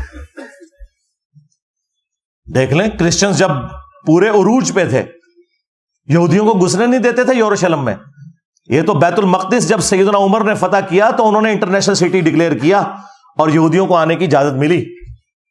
تو وہ اگر آرمڈ کنفلکٹ سیدنا عمر نہ کرتے, جنگ یرموک نہ ہوئی ہوتی, تو یہودی اپنے اس علاقے میں واپس جا سکتے تھے یا وہاں زیارت کے لیے جا سکتے تھے. تو اس طرح کا آرمڈ کنفلکٹ تو کرنا پڑتا ہے. باقی اسلام نے کبھی تلوار کی زور پہ کسی کو اسلام میں داخل نہیں کیا. ہاں, وہ سورۃ البقرہ میں واضح آیت ہے, لا اکراہ فی الدین قد تبین الرشد من الغی. دین قبول کرنے کے معاملے میں کسی کے اوپر کوئی جبر نہیں ہے. اللہ تعالیٰ نے ہدایت کو گمراہی سے الگ کر کے بیان کر دیا ہے. اب جس کی مرضی وہ قبول کرے, جس کی مرضی نہ قبول کرے. اینڈ پہ میں پھر ریکویسٹ کروں گا کہ انصاف کا دامن تھاما جائے اور فوراً سے پہلے کوئی اس معاملے میں حق کی آواز سننے کو ملے ہمارے بڑوں کی طرف سے, چیف جسٹس کی طرف سے, آرمی چیف کی طرف سے. پرائم منسٹر تو اس وقت پریکٹیکلی کوئی ہے ہی نہیں ہے کیونکہ الیکٹڈ بندہ نہیں ہے, لہٰذا وہ تو ایک برکت کے لیے ہیں, ان کا بھی چلے نام لے دیتے ہیں, وہ بھی خوش ہو جائیں. تو جب کوئی الیکٹڈ پرائم منسٹر آئے، کوئی بھی آئے جو عوام کا نمائندہ ہو، تو اس کے لیے میں پہلے ریکویسٹ کر رہا ہوں کہ آپ نے حق کے لیے، انصاف کے لیے کھڑے ہونا ہے عوام کے ساتھ. اور سورۃ المائدہ میں اللہ تعالیٰ نے یہاں تک فرمایا کہ اے ایمان والو، اللہ تعالیٰ کے لیے گواہی دیتے ہوئے انصاف کے لیے کھڑے ہو جاؤ، اور تمہیں کسی قوم کی دشمنی اس پر نہ ابھارے. وَلَا يَجْرِمَنَّكُمْ شَنَآنُ قَوْمٍ عَلَىٰ أَلَّا تَعْدِلُوا اعْدِلُوا هُوَ أَقْرَبُ لِلتَّقْوَىٰ. کسی قوم کی دشمنی تمہیں اس پر نہ ابھارے کہ تم انصاف کا راستہ چھوڑ دو. انصاف کرو، یہی تقوی کے قریب ہے. آپ نے یہ نہیں دیکھنا کہ اس میں اب رگڑا ہمارے مسلمان بھائیوں کو لگ رہا ہے، نہیں، رگڑا لگانا ہے. تب ہی آپ پاکستان کو ایک بہتر مستقبل دے سکتے ہیں. میں اس پہ اور بھی کافی دیر بول سکتا تھا، لیکن وہ پھر ویڈیو بہت لمبی ہو جائے گی.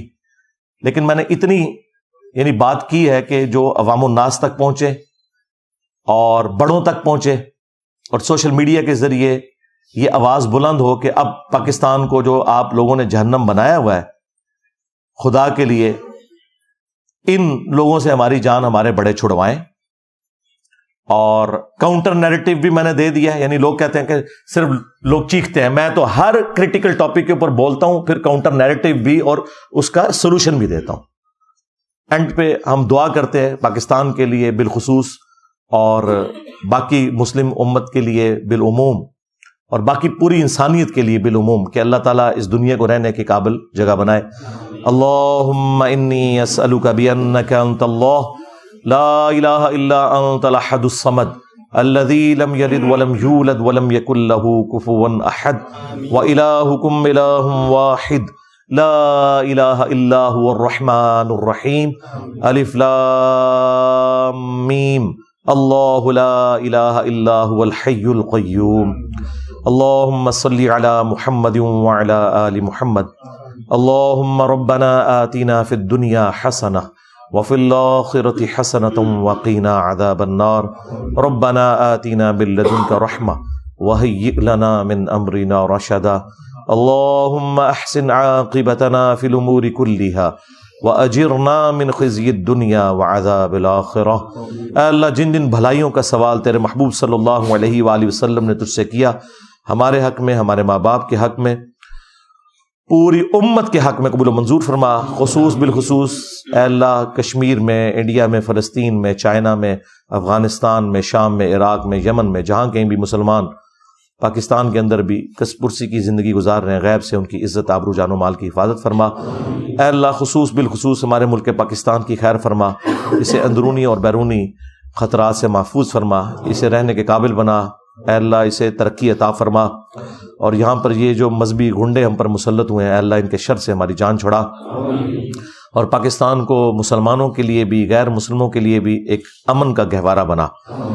اے اللہ، حاضرین کے دلوں میں جو جو نیک اور جائز دعائیں ہیں قبول و منظور فرما. اے اللہ، جو مسلمان فوت ہو چکے ان کی مغفرت فرما، جو زندہ ہیں انہیں قبر و آخرت کی تیاری کرنے کی توفیق عطا فرما. اے اللہ، تمام مسلمانوں کی تمام دینی، دنیاوی، جسمانی، روحانی، ظاہری، باطنی پریشانیاں، تکلیف، مصیبتیں، دکھ درد، بیماریاں، دشواریاں دور فرما. سبحان ربک رب العزت عما یصفون وسلام علی المرسلین والحمد للہ رب العالمین وصلی اللہ علی النبی الکریم وعلی آلہ واصحابہ اجمعین الی یوم الدین، آمین. اچھا میرے بھائیو، اب جو ریئل ٹائم آپ کی یہ پرچیوں کا تھدا ہے اسے میں انشاءاللہ شروع کرتا ہوں.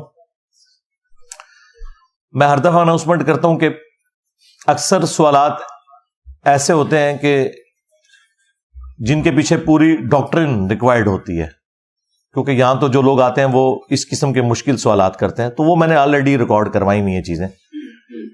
شاید ہی کوئی سوال بچا ہو سوائے صرف کرنٹ افیئر کے کہ جس کے اوپر میں نے تفصیلی گفتگو نہ کی ہو، تو وہ تو ہم نے ڈسکس کر لیا. باقی جو چیزیں میں اس پہ ورڈکٹ ضرور دوں گا، اپنا اوپینین رکھ دوں گا. تفصیلی دلائل کے لیے میں اپنی ویڈیو آپ کو ریفر کر دوں گا، ورنہ اگر ایک ایک پرچی کے اوپر میں تفصیل سے بولوں تو پھر تو میں اگلی اتوار تک بھی بیٹھا رہوں تو یہ پرچیاں آپ کی ختم نہیں ہونے کی. لیکن میں کوشش کروں گا کہ میں نٹ شیل کے اندر جو ایک عام ایک عقیدہ ہے جو آپ سوال پوچھنا چاہ رہے ہیں وہ میں آپ کے اوپر کلیئر کر دوں.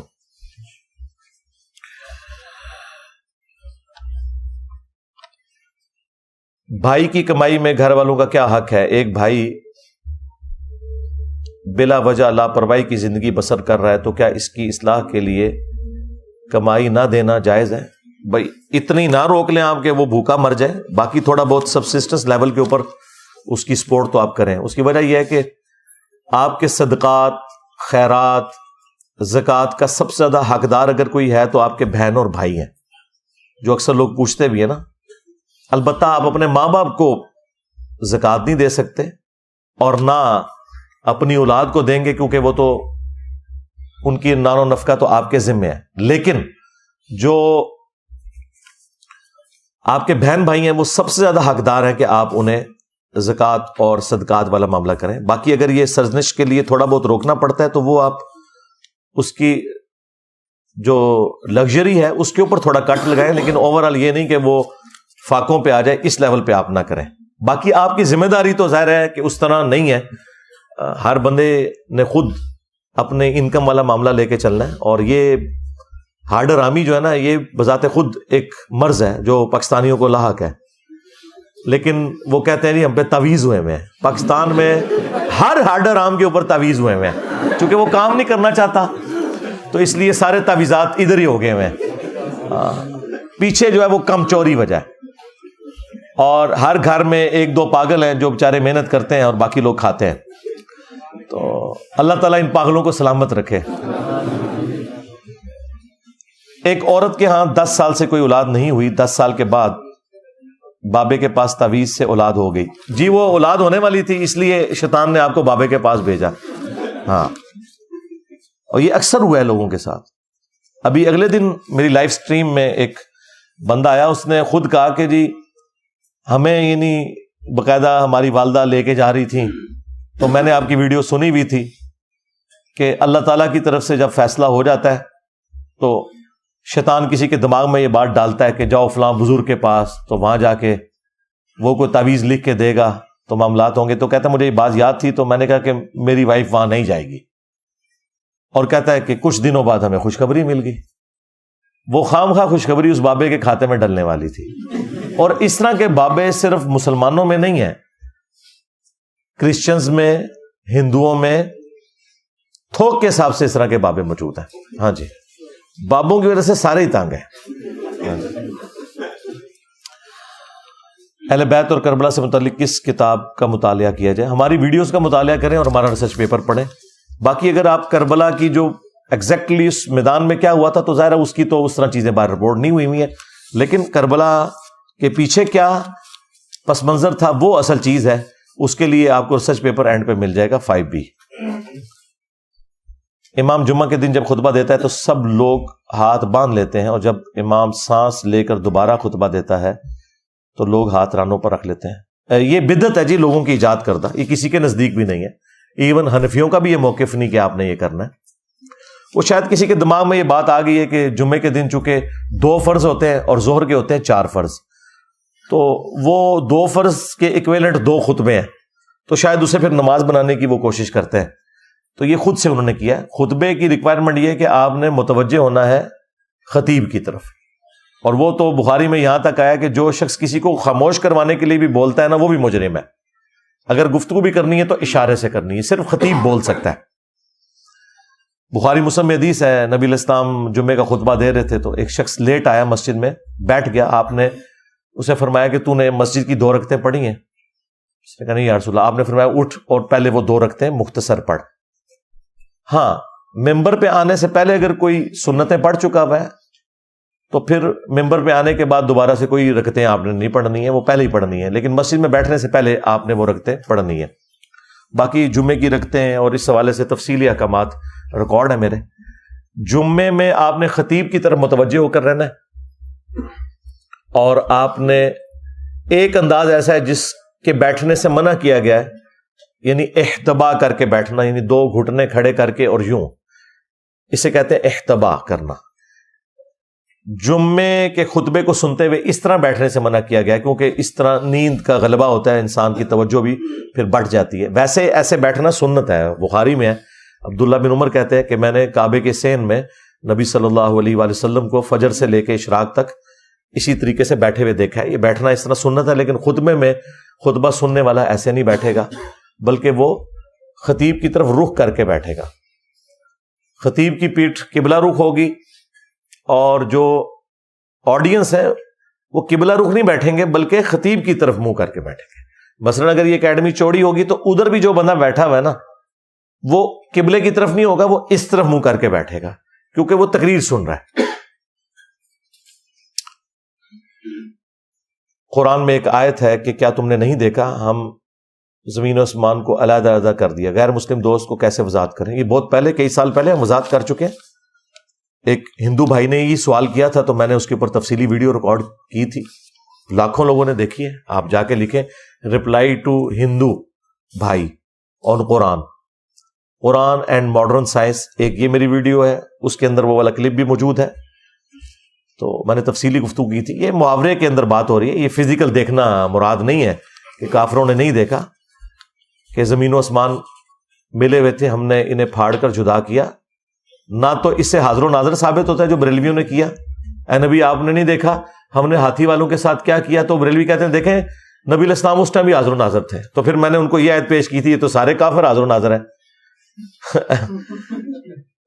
کہ کیا کافروں نے نہیں دیکھا کہ آسمان و زمین ملے تھے, ہم نے انہیں پھاڑ کر جدا کیا؟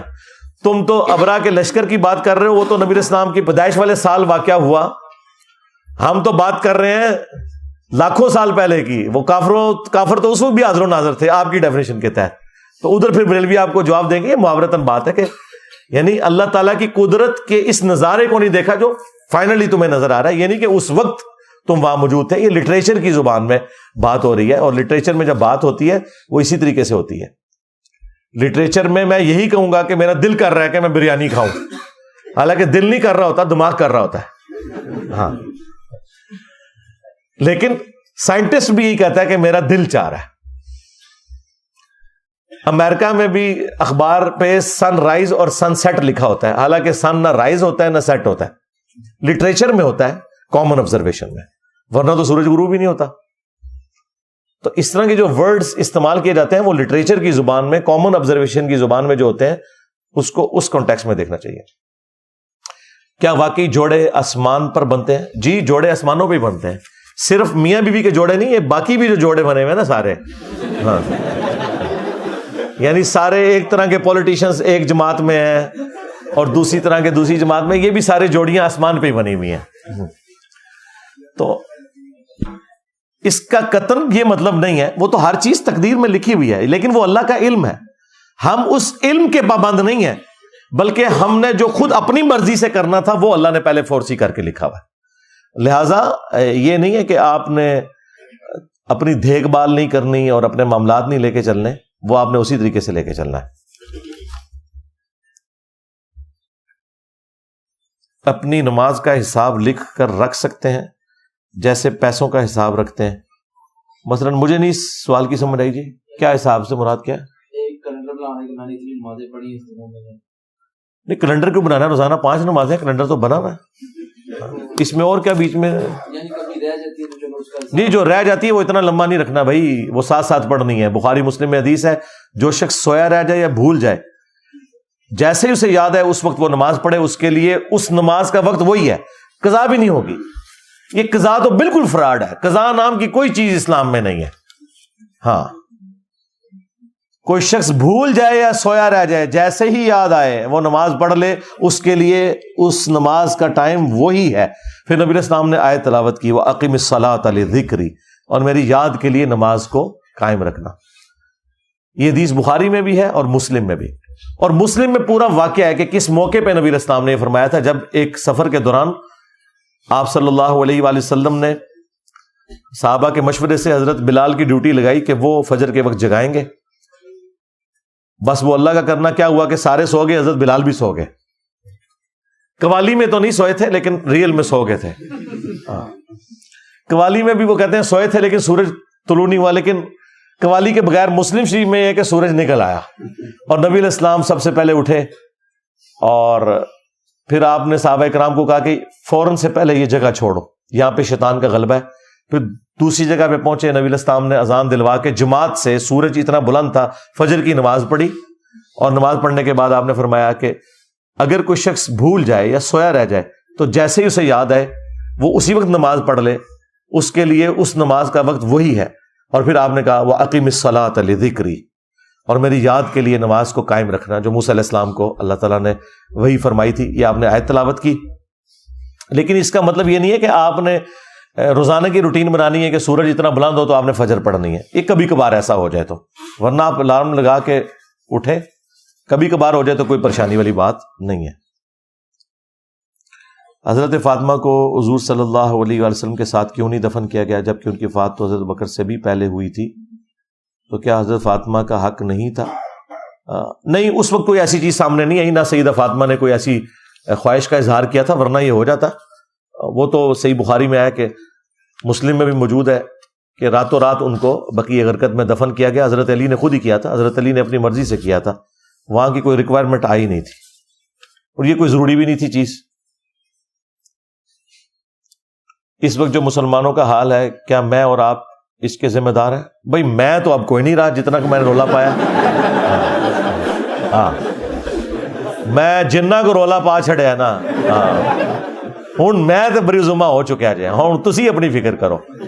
ہاں، تو اب آپ جو ہے نا جن سے دیو بننے کی کوشش کریں، ٹھیک ہے؟ ہاں،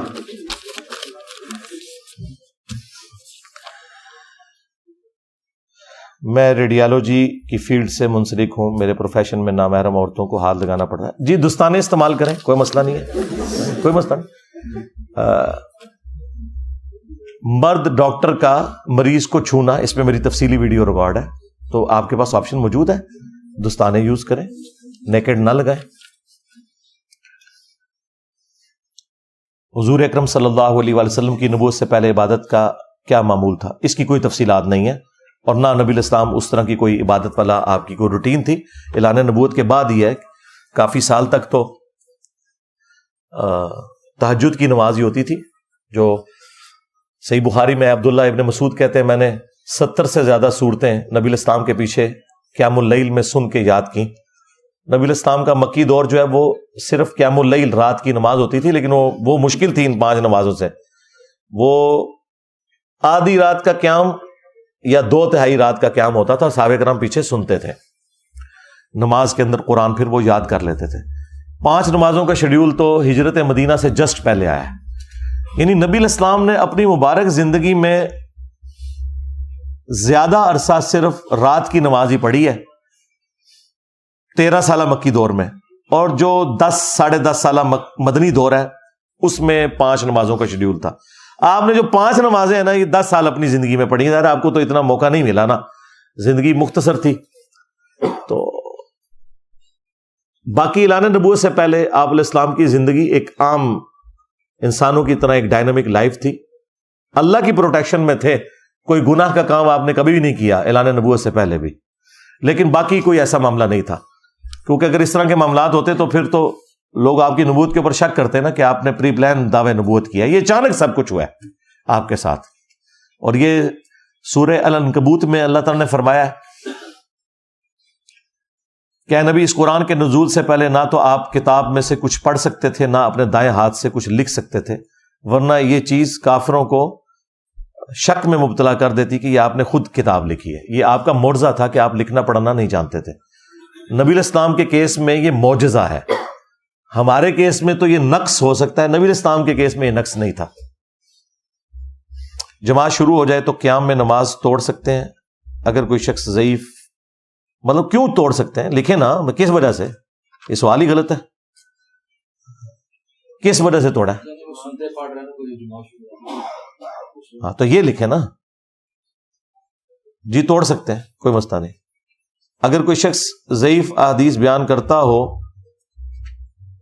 یا گھڑی ہوئی تو اس کی چگلی کرنا جائز ہے، کیونکہ دوسری طرف چگلی غیبت بہت بری نہیں، چگلی نہیں ہوتی، جو بندہ پبلک فگر بن گیا، پبلکلی اس نے اپنا آپ لوگوں کے سامنے رکھ دیا، اب چگلی والا کام اس کا ختم ہو گیا۔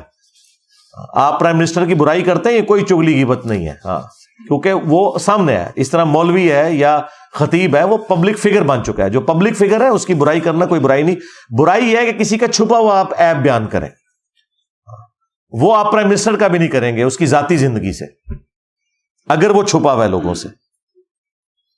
ہاں، بعض اوقات کسی شخص کا چھپا ہوا عیب آپ کو اس لیے بیان کرنا پڑتا ہے کہ کسی دوسرے کو شر سے بچایا جائے، اور وہ اس کیس میں ہوگا کہ مثلاً کوئی شخص پوچھتا ہے کہ میں نے اپنی بچی کا رشتہ فلاں سے کرنا ہے، اور آپ کو پتا ہے کہ وہ انورٹڈ کاما میں شریف انسان ہے، لیکن آپ اس کے شر سے بچنے کے لیے اس کی شرافت چھپا لیں تو یہ بات غلط ہے۔ لیکن خام خواہ کسی کو اس طریقے سے مشہور کرنا یہ بات غلط ہے، اس طرح نہیں کرنا۔ جب ضرورت پڑے اکیلے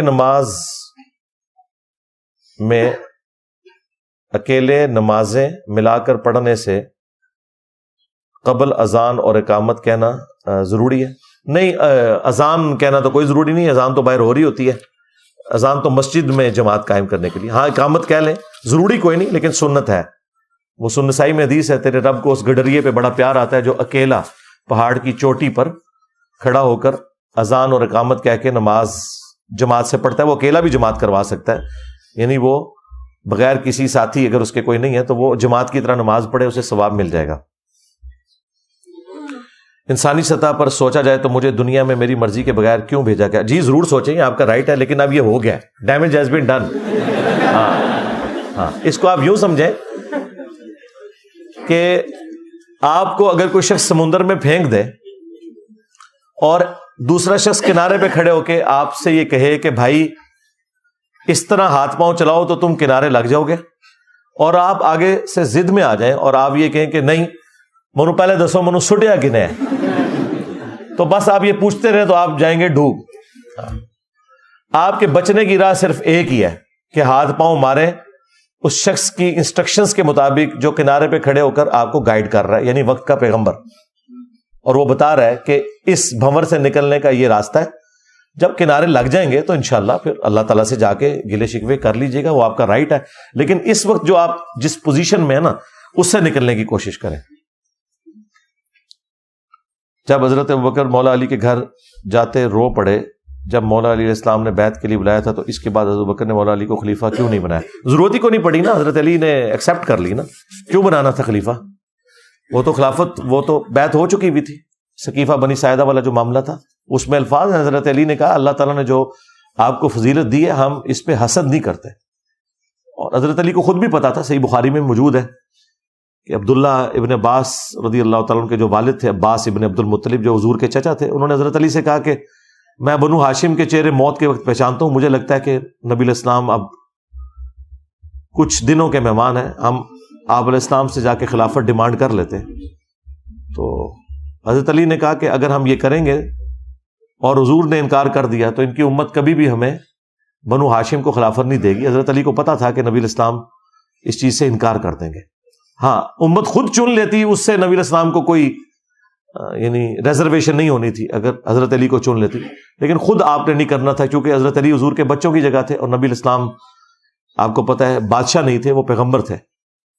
تو باقی میری تفصیلی ویڈیو اس پہ مسئلہ 55B دیکھ لیں۔ اگر بیماری ڈاکٹرز کی رپورٹ میں بھی نہ آ رہی ہو، تمام ٹیسٹ بھی ٹھیک ہوں، تو اس کے لیے کوئی روحانی عمل ہو سکتا ہے؟ جی ضرور کریں، شرکیہ اعمال نہ کریں، روحانی عمل ضرور کریں، بالکل، کس نے منع کیا؟ میری اس کے اوپر کئی ایک ویڈیوز ریکارڈ ہیں، کریں۔ ہم روضہ رسول کے سامنے کھڑے ہو کر ہاتھ باندھ کر سر جھکا کر سلام پیش کر سکتے ہیں؟ نہیں، اس طریقے سے آپ نے سلام پیش نہیں کرنا، ہاتھ باندھ کر، یا ہاں صرف کھڑے ہو کر آپ نے سامنے الصلاۃ والسلام علیک یا رسول اللہ پڑھنا ہے، صحابہ کرام سے ثابت ہے، 4 کتابوں کے اندر، سنن کبریٰ البیہقی میں، فضل الصلاۃ علی النبی کے اندر، اور مصنف ابن ابی شیبہ میں، اور الموطا امام مالک میں، 4 کتابوں میں ہے کہ عبداللہ بن عمر جب بھی سفر پہ جاتے یا سفر سے واپس آتے تو قبر رسول پر حاضر ہو کر پڑھتے السلام علیک یا رسول اللہ، السلام علیک یا ابا بکر، السلام علیک یا عمر، یہ ان کی روٹین تھی۔ تو آپ یہ پڑھیں گے، یہ سنت ہے صحابہ کرام کی۔ ایک مفتی نے بخاری مسلم کا انکار کر دیا ہے، یہ قرآن کے مخالف۔ اس طرح کے تو کوئی مفتی کسی بھی فرقے کا نہیں ہوتا، تو ہمارا اسے کوئی لینا دینا نہیں ہے۔ مفتی وہ ہوگا جو بریلوی ہو، دیوبندی ہو، اہل حدیث ہو، شیعہ ہو، حنفی ہو، شافعی ہو، مالکی ہو۔ اگر کوئی منکرین حدیث ہے تو اس سے بخاری مسلم پہ تو بات کرنی ہی نہیں ہے، اس سے تو حجیت حدیث پہ بات ہوگی۔ باقی آپ نے یہ جو لکھا ہے کہ کعبے کی تعمیر ہو رہی تھی تو نبی علیہ السلام اور حضرت عباس اس کے لیے پتھر ڈھونڈ رہے تھے، تو حضرت عباس نے آپ صلی اللہ علیہ وآلہ وسلم کو کہا کہ اپنا تہمت گردن پر رکھ لو. جب آپ نے ایسا کیا تو آپ گر پڑے. ہاں تو اس میں کیا ہے، اس میں کوئی توہین والا معاملہ نہیں ہے. آپ کیا سمجھتے ہیں کہ آج بھی آپ اگر عربیوں کو دیکھیں نا، انہوں نے اپنے چوکوں کے نیچے بھی چھوٹے پجامے پہنے ہوئے ہوتے ہیں. اس سے کوئی ثابت نہیں ہوتا جو آپ ثابت کرنا چاہ رہے ہیں. اس طریقے سے بخاری میں آتا ہے حضرت موسیٰ علیہ السلام کے کپڑے لے کے بھاگ گیا تھا پتھر، تو ٹھیک ہے، وہ مکمل طور پہ کپڑے اتار کے تو کوئی بھی نہیں نہا رہا ہوتا، نیچے چھوٹا کپڑا تو ضرور باندھا ہوا ہوتا ہے. ہمارا بہنوئی بریلوی ہے، جب سے اسے پتہ چلا ہے کہ ہم انجینئر کو سنتے ہیں تو وہ ہم پر الٹے سیدھے فتوے لگا رہا ہے. آپ بتائیں ہم ایسی صورتحال میں کیا کریں؟ اللہ کے بندو، اب بھی آپ یہ مجھ سے سوال پوچھ رہے ہیں کہ کیا کرنا ہے آپ نے؟ چشتی رسول اللہ ایسی وڈی شاید تھوڑے ہاتھیں دیتی ہے، ان کو پہلوان کو اس کے زور پہ گرائیں. یہ کرنا ہے آپ نے. اور اس کے لیے پہلے اشرف رسول اللہ ڈسکس کرنا ہے. جب وہ اسے کفر کہے پھر اسے چشتی رسول اللہ بتانا ہے، تو انشاءاللہ سارے معاملات بہتر ہو جائیں گے.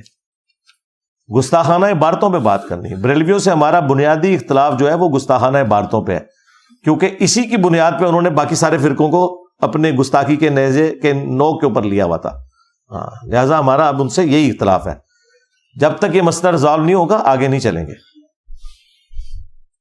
کچھ لوگ قبرستان میں قبر کی مٹی کو ہاتھ لگا کر چومتے ہیں، کیا یہ جائز ہے؟ نہیں، اس طرح کوئی جائز نہیں. خام خام مٹی کو چومتے رہتے ہیں، کوئی تک نہیں بنتا اس کا. جو تنظیمیں انڈیا اور کشمیر میں جہاد کرتی ہیں، کیا یہ جائز ہے؟ بالکل کوئی جائز نہیں ہے جی، غلط ہے. انہوں نے دنیا کو یعنی ایک سمجھ لیں عذاب کے اندر مبتلا کیا ہے. اور وہاں کشمیریوں سے پوچھیں، وہ اتنی موٹی موٹی گالیاں نکالتے ہیں ان کو. یہاں چندے بٹورنے کے لیے ان کے کام ٹھیک ہے. اس طریقے سے اس ماڈرن دور میں آپ ملکوں سے علاقے چھین سکتے ہیں. چھوڑیں، آپ اپنی حفاظت کر لیں، بڑی بات ہے. میں یو کے میں ڈاکٹر ہوں، وہاں پرائیویٹ کلینک میں جو مریض کیش آن ہینڈ دے جاتا ہے، وہاں کی گورنمنٹ کہتی ہے کہ اس کا 20% ٹیکس دیں. کیا میں یہ 20% رقم خود منہا کر کے کسی مسلم ادارے میں وہاں یو کے میں نہیں، بالکل نہیں دے سکتے. یہ اتنی دور آپ دماغ ادھر لے گئے اپنا. میرے بھائی، جب آپ سوشل بائنڈنگ کے اندر، قانون کے اندر بندھے ہوئے ہیں تو آپ نے اسے اوبے کرنا ہے، سیدھی سی بات ہے. چشتی رسول اللہ کا کلمہ پڑھانے والے اور اشرف رسول اللہ کا کلمہ پڑھانے والے کو آپ کافر کیوں نہیں کہتے؟ جی کافر کہتے ہیں، کیوں نہیں کہتے؟ جو بھی آج یہ کلمہ پڑھے گا وہ کافر ہوگا. ابھی تو مفتی حنیف قریشی صاحب نے بھی کہہ دیا کہ اگر یہ صوفیاء ہمارے سامنے ہوتے، ہم ان سے پوچھتے کہ یہ آپ نے کہا ہے، اور اگر آپ وہ کہہ دیتے کہ ہم نے کہا ہے تو ہم فتویٰ دیتے. یہ تو میرا مسئلہ ہی حل کر دیا. ہاں، یہ انکاری ہو رہے ہیں اب کہ انہوں نے نہیں پڑھایا وہاں. ہاں، تو آج بھی جو یہ کہتا نہیں کلمہ درست ہے، وہ کافر ہے، بالکل کافر ہے. اس میں کوئی شک ہے؟ یہ مجھ سے پوچھنے کی ضرورت ہی نہیں ہے آپ کو. یہ کون سی راکٹ سائنس ہے جو آپ نے سمجھنی؟ لیکن عام بریلویوں کا یہ کہنا کہ وہ چشتی رسول اللہ کا دفاع کرتے ہیں، تو ایسا نہیں ہے، ورنہ وہ یہاں نہ بیٹھے ہوتے. آپ میں سے کتنے پہلے بریلوی تھے؟ ہاتھ کھڑا کریں نا ذرا. ادھر کیا لینے آیا ہے؟ اسی لیے آیا نا. ہاں، کام ان کے بڑوں نے ڈالا تھا. تو ہم نے جب انہیں بتایا کہ تمہارے بڑوں نے مکے اور مدینے کے نام کے اوپر تمہیں دھوکہ دیا، اللہ اور اس کے رسول کے نام کے اوپر تم سے چندے بٹورے، تو جیسے ہی انہیں پتا چلا کہ ہمارے ساتھ دھوکہ ہوا ہے، انہوں نے چھوڑ دیا. سیدھی سی بات ہے. کئی نوجوان جو آپ کو سنتے ہیں وہ چاہتے ہیں کہ آپ جیسا بنے. میرا سوال یہ ہے کہ آپ اپنے دینی مطالعہ کیسے کرتے ہیں، کتنا وقت دیتے ہیں؟ اس کے لیے میرے بھائی میری لائف سٹوری دیکھ لیں. اور اب آپ کو یہ سارے کام کرنے کی ضرورت نہیں ہے. آپ ہماری ویڈیوز دیکھیں، آپ کو زیادہ محنت نہیں کرنی پڑے گی. کوئی شیڈیول اپنا بنا لیں، سب کچھ آپ کو آ جائے گا. قرآن کلاسز دیکھیں. آپ نے کہا نبی اسلام کے دور میں دروازے نہیں تھے، جبکہ قرآن میں سورہ یوسف میں زلیخا کے دور میں، او بھائی وہ سویلائز لوگ تھے. کدھر وہ لوگ اور کدھر عرب کے بدو. اللہ کے بندو، دروازے نہیں تھے جبھی تو نبی اسلام کی چارپائی کے نیچے کتا چلا گیا تھا نا. دروازوں کے وہ والے پٹ نہیں ہوتے تھے، دروازے کا صرف ایک فریم ہوتا تھا اور اس کے آگے ایک پردہ لٹکایا جاتا تھا. اسی لیے قرآن میں آیا نا کہ اجازت کے بغیر داخل نہ ہو. اگر دروازے ہوں تو پھر تو کہا جائے کہ دروازہ کھٹکھٹاؤ. دروازہ کھلے تو اندر داخل ہو، یہ تو ضرورت ہی نہیں پڑی. اجازت کیوں مانگی جا رہی ہے کہ دروازے کھلے ہوتے تھے، صرف پردہ ہوتا تھا، اندر سے بندہ کہتا تھا آ جاؤ تو پردہ ہٹا کے لوگ اندر چلے جاتے تھے. آج ہمارے گھر میں دروازے کی اجازت سے بھی آگے بات جانی پڑتی ہے، اس طرح تو کوئی نہیں آ سکتا، کھٹکانا پڑتا ہے. تو بالکل اس طرح کے معاملات تھے. وہ تو مسلم شریف میں آیا نا کہ وہ ایک مدینے کا کتا نبی علیہ السلام کی چرپائی کے نیچے چلا گیا تھا تو حضرت جبرائیل نہیں آئے تھے. وہ نبی علیہ السلام نے کوئی کتا پالا تو نہیں ہوا تھا نا، وہ اسی طریقے سے اندر چلا گیا نا. ایک بریلوی، ہاں یہ سگے مدینہ، میری بھی آپ پرانی کتابیں اٹھا کے دیکھیں، اس میں بھی سگے مدینہ اور سگے فلانا فلانا لکھا ہوتا تھا. تو اب اگر کوئی کہتا ہے مدینے کا کتا ان کو، تو تم خود کہتے تھے نا مدینے کے کتے تھے. تو میں نے مسلم شریف سے بتایا نا کہ مدینے کا کتا جب چرپائی کے نیچے گیا تو نبی علیہ السلام کے پاس جبرائیل نہیں آئے. تو تم لوگ اس چیز کو فخریہ پیش کر رہے ہو اور اس چیز کو تم نے بنیاد بنایا ہوا ہے، نبی علیہ السلام کے ساتھ جوڑا ہوا ہے. اللہ سے ڈر جاؤ. میرا ذہنی توازن ٹھیک نہیں تھا، اس دوران میں نے بیوی کو طلاق دے دی، کیا یہ طلاق ہو جائے گی؟ اگر مہربانی فرما کر تھوڑا ٹائم دے دیں. ٹائم نہیں دیتے یار. پہلی بات یہ ہے کہ اگر کوئی واقعی ڈاکٹر یہ کنفرم کر دینا کہ آپ کا ذہنی توازن درست نہیں تھا، یعنی آپ کو واقعی نہیں پتا تھا کہ آپ کیا کہہ رہے ہیں، پھر واقعی طلاق نہیں ہوگی، یہ کنفرم ہے. نہیں ہوگی، ان ساروں کا حق ہے نا مجھ سے پوچھے. ہاں دیکھو نا، پھر تو 400 بندے کھڑے ہوں گے. ہاں میں نے ہر بات کر دی، میں نے آگے کسی کے گلے تو نہیں لگ کے رونا، میں نے تو جنرل بات کرنی ہے. اگر ڈاکٹر واقعی یہ کنفرم کر دیں کہ آپ کا ذہنی توازن ٹھیک نہیں تھا، آپ کے ساتھ کے لوگ یہ بتا دیں، اور آپ کو بھی یہ پتا ہے کہ مجھے کوئی ہوش نہیں تھی، اور ہوش نہیں سے مراد یہ نہیں ہے کہ غصے میں مجھے ہوش نہیں تھی، غصے میں تو کسی کو ہوش نہیں ہوتی، وہ والی ہوش میں طلاق ہو جاتی ہے، یہ ذہن میں رکھیے گا. ہاں غصے میں طلاق ہو جاتی ہے. ہوش نہیں سے یہ پتا ہے کہ اسے پتہ ہی نہیں کہ سامنے یہ عورت کھڑی ہوئی ہے یا مرد کھڑا ہے، یہ درخت ہے یا میری بیوی کھڑی ہوئی ہے، یہ والی اگر کوئی سچویشن ہو تو پھر طلاق نہیں ہوگی. اور اگر پتا تھا صرف وقتی طور پہ غصہ آیا تو وہ غصے میں تو طلاق ہو جاتی ہے. 1 دی تھی تو 1 ہوگی، 3 دی تھی تو 3 ہوگی. اللہ سے نیکیاں مانگ سکتے ہیں، اللہ مجھے 1 ارب نیکیاں عطا فرما. ہے اندازہ کریں،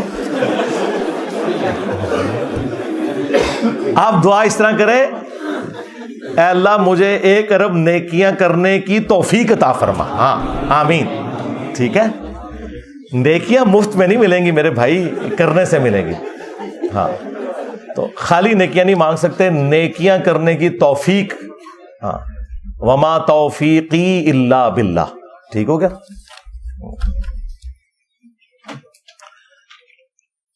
اللہ تعالیٰ حقوق العباد بخش دے گا کہ نہیں؟ اگر میں نے کسی کا حق کھایا تھا تو میں نے توبہ کر لی اور دعا کی کہ اللہ اس کو نیکیاں دے دے اور مجھے بخش دے. اب بھائی یہ اس کی مرضی ہے کہ وہ کتنی نیکیاں لیتا ہے، یا اللہ تعالیٰ اس کا ایکویلنٹ کیا نکالتا ہے. بخاری میں حدیث ہے کہ جس نے دنیا میں کسی کے ساتھ کوئی لین دین کا معاملہ کیا ہے، خواہ وہ اخلاقی معاملہ ہے یا پیسوں کی لین دین کا، تو وہ دنیا ہی میں سیٹل کر لے، کیونکہ آخرت میں نیکیاں دینی پڑیں گی. یہ بخاری کی حدیث ہے. اور مسلم میں تو وہ اتنی رکت انگیز حدیث ہے، وہ میں جتنی بار پڑھتا ہوں نا کہاں پڑھتا ہوں. نبی علیہ السلام نے صحابہ سے کہا جانتے ہو مفلس کون ہے؟ صحابہ کرام نے کہا یا رسول اللہ ہم تو مفلس اسی کو سمجھتے ہیں جس کے پاس دنیا کا مال نہ ہو. تو آپ نے فرمایا میری امت کا مفلس تو وہ ہوگا کہ جو قیامت کے دن ڈھیروں ڈھیر پہاڑوں کے برابر نیکیاں لے کر آیا، اور اس میں نبی علیہ السلام نے مسلم شریف کے الفاظ ہیں گنوایا. کون سی نیکیاں؟ نماز، روزہ، حج، زکوٰۃ. یہ سارے بڑی بڑی نیکیاں یہی ہو سکتی ہیں، اور نبی علیہ السلام نے گنوائی. لیکن اس حال میں آیا کہ دنیا میں کسی کو مارا، کسی کو پیٹا، کسی کا خون بہایا، کسی کو ناحق ڈانٹا، کسی کو ذہنی تکلیف دی، وہ لوگ اللہ کے حضور آئیں گے اور اللہ سے کہیں گے کہ آج ہمیں بدلہ چاہیے. اللہ تعالیٰ فرمائے گا آج تو کرنسی جو ہے وہ نیکیاں، جاؤ پھر اتنی نیکیاں لے لو اس سے. یعنی جتنی بڑی تکلیف اس نے پہنچائی ہوگی اس کے ایکویلنٹ اس کے نامہ مال سے نیکیاں نکالی جائیں گی. مسلم شریف کے الفاظ ہیں ایک ایک کر کے جب لوگ اپنا دعویٰ کریں گے اینڈ رزلٹ یہ نکلے گا کہ اس کے نام اعمال میں کوئی نیکی باقی نہیں رہے گی. ابھی بھی کچھ لوگ باقی ہوں گے. اللہم لا تجعلنا منہم. وہ کہیں گے اللہ نیکیاں تو ختم ہو گئی, اب ہم کیا کریں؟ اللہ تعالیٰ فرمائے گا اب اس کا علاج یہ ہے کہ تمہارے گناہ اس کے نام اعمال میں ڈالے جائیں گے. توبہ توبہ. اور اسے اوندہ منہ کر کے جہنم میں پھینک دیا جائے گا. پھر نبی علیہ السلام نے اینڈ پہ فرمایا کہ میری امت کا مفلس یہ ہوگا.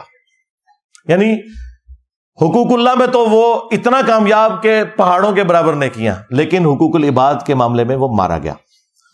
اب اس میں طریقہ یہ ہو سکتا ہے کہ آپ معافی مانگیں.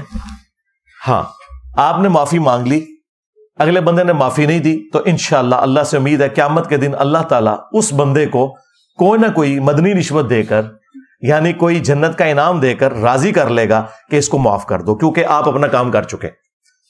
ہاں اگر کوئی مالی لین دین کا مسئلہ ہے تو پھر تو آپ نے اس کو کلیئر کرنا ہے, اور اگر وہ آپ کے اندر استطاعت نہیں اس کو کلیئر کرنے کی, پھر اللہ سے دعا کریں کہ اللہ تعالیٰ قیامت کے دن کوئی معاملہ حل کروا دے. یا بعض اوقات یہ بھی ہوتا ہے کہ بندہ فوت ہو گیا, آپ نے اسے تکلیفیں دی تھی, فائنینشیل کوئی تنگ نہیں کیا, لیکن ویسے تو پھر اس کے لیے دعائیں مغفرت کرتے رہیں.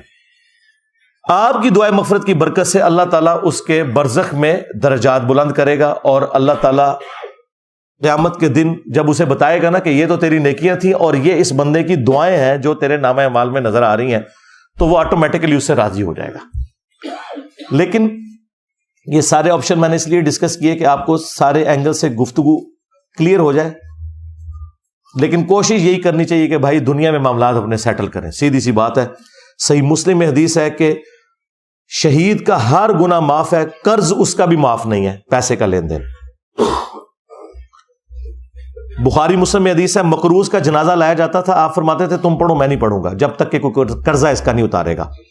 اور پھر بخاری مسلم کے الفاظ ہے جب اللہ تعالیٰ نے نبی علیہ السلام کو غزوہ خیبر کے بعد وسعت دی, مال غنیمت میں 5واں حصہ مختص ہو گیا, آپ کے پاس اللہ تعالیٰ کی طرف سے دولت کی ریل پیل ہو گئی کہ بیت المال میں آ گیا, آپ اپنے اوپر تو نہیں لگاتے تھے. تو پھر نبی علیہ السلام بیت المال میں سے جو خمس 5واں حصہ جو اللہ اور اس کے محبوب صلی اللہ علیہ وآلہ وسلم کے لیے خاص ہے, وہ پھر آپ صلی اللہ علیہ وآلہ وسلم قرض اتارنے کے لیے خرچ کرتے تھے. اور پھر آپ آیت تلاوت کرتے تھے النبی اولا بالمؤمنین من انفسہم وازواجہ امہاتہم, نبی مومنین کی جانوں سے بڑھ کر ان پر حق رکھتے ہیں, اور نبی کی بیویاں امت کی مائیں ہیں. اور پھر آپ کہتے تھے یہ میرے بچوں کی مانند ہے نا, تو میں اس کا قرضہ اتاروں گا. اچھا حیران کن بات ہے, قرآن میں تو آیا تھا کہ نبی کے لیے امت نے جان دینی ہے, امت نے اپنا مال خرچ کرنا ہے, لیکن نبی علیہ السلام اتنی محبت کرتے ہیں اپنی امت سے کہ آپ صلی اللہ علیہ وآلہ وسلم اپنے امتیوں کا قرضہ اتار رہے ہیں. اس لیے میں کہتا ہوں کہ آپ کے پیر وہ ہیں جو لوگوں سے کھاتے ہیں, ہمارا پیر وہ ہے جو اپنے ماننے والوں کو کھلاتا ہے. ہاں, اور ان کی دعاؤں کی برکت آج تک ہم کھا رہے ہیں اللہ کے فضل سے. بلکہ تم لوگ جو نا ان کے نام کے اوپر چندے بٹور کے تو استحصال کر رہے ہو, ورنہ تم لوگوں کو تو کوئی 1 ٹکا دینے کے لیے تیار. آج جتنے لوگوں نے خانقاہیں سجائی ہوئی ہیں کس کے نام کے اوپر چندہ مانگ رہے ہیں؟ اللہ اور اس کے رسول کے نام کے اوپر مانگ رہے ہیں. عزتیں اسی کے اوپر بنائی ہوئی ہیں نا. تو نبی علیہ السلام کو جب اللہ تعالیٰ نے وسعت دی تو پھر آپ علیہ السلام خود قرض اتار دیا کرتے تھے.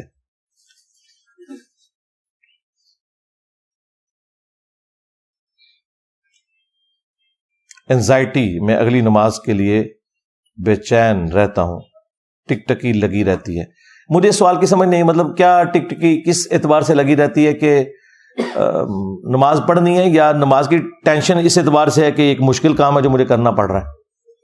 اگر تو اس لیے ہے کہ آپ کا دل لگتا ہے تو بہت اچھی بات ہے, وہ تو بخاری مسلم میں حدیث ہے 7 لوگوں کو اللہ کے عرش کا سایہ نصیب ہوگا, ان میں سے ایک شخص وہ بھی ہوگا کہ جو اس طرح کی کیفیت گزار رہا ہو کہ اس کا دل مسجد میں اٹکا ہوا ہو, یعنی ہر وقت وہ مسجد کی طرف اس کی توجہ ہو. اور بخاری مسلم میں حدیث ایک اور موجود ہے کہ جو شخص نماز کے انتظار میں بیٹھا ہوا ہے نا تو وہ نماز ہی میں شمار ہوگا. تو اگر یہ والی چیز ہے پھر تو ٹھیک ہے, مجھے تو یہی سمجھ آئی ہے اس میں سے. یہ سوال کس کا ہے, کیا مطلب اس کا لیا آپ نے؟ کوئی کام کرنا ہوتا ہے, یعنی یونیورسٹی کی اسائنمنٹ بنانی ہے یا کوئی ویڈیو ایڈٹ پڑھنی ہے تو اس پہ پورا فوکس نہیں ہوتا جب تک نماز پڑھ نہ لے. یعنی میرے سارے کام عشاء کے بعد ہی سٹارٹ ہوتے ہیں کہ فجر تک اتنا لمبا ٹائم سپین مل جاتا ہے. اس سے پہلے یہی ہوتا ہے کہ یہ کام انکمپلیٹ رہنا ہے نماز کی ہر وقت کہ میں نماز نہیں. ظاہر ٹائم تو آپ کو میں سمجھ گیا. اسٹوڈنٹ لائف میں ٹائم جو ہے نا وہ فجر سے زور تک ہے جس میں آپ کی کوئی نماز نہیں آ رہی, اور دوسرا اگر کوئی ہے نا تو وہ عشاء سے فجر تک ہے. ہاں تو دونوں میں سے آپ کوئی چوز کر لیں جو آپ کے لیے آسانی ہے وہ آپ کریں.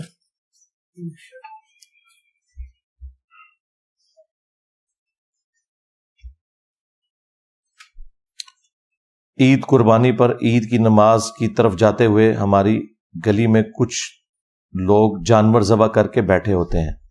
پوچھنے پر بتایا جاتا ہے کہ ہم دوسرے گاؤں میں نماز پڑھ کر آئے. ٹھیک ہے, ایون جس شخص نے خود نماز نہیں پڑھی ہوئی نا عید کی, اس کے علاقے میں اگر کہیں ایک جگہ پہ عید کی نماز ہو گئی ہے نا تو پھر قربانی کر سکتا ہے. عید کی نماز کوئی فرض نہیں ہے, سنت ہے.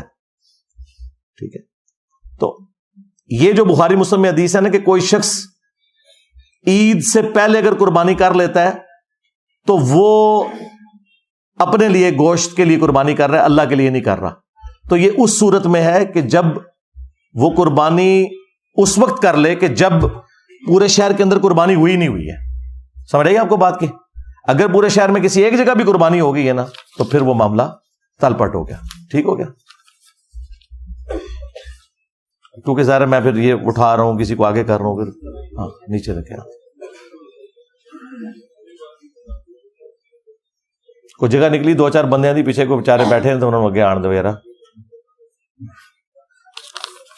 اچھا, اب آپ میں سے جو لوگ تو آئے تھے نا اس کھیپ کے اندر جو میں نے اندر بلوائی تھی, اور ابھی بھی آپ کے اندر کافی سارے لوگ وہ ہیں جو شروع سے بیٹھے ہوئے ہیں. اب ان میں سے کچھ لوگ باہر جائیں, دیکھیں باہر کتنے لوگ انتظار کر رہے ہیں. تو وہ اب ایک ایک کر کے نا آپ لوگ اٹھ کے نا باہر جائیں.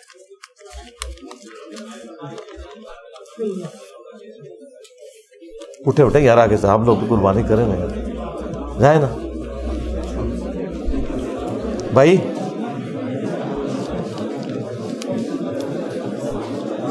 آپ میں سے بھی کوئی اٹھے نا یار, قربانی کریں.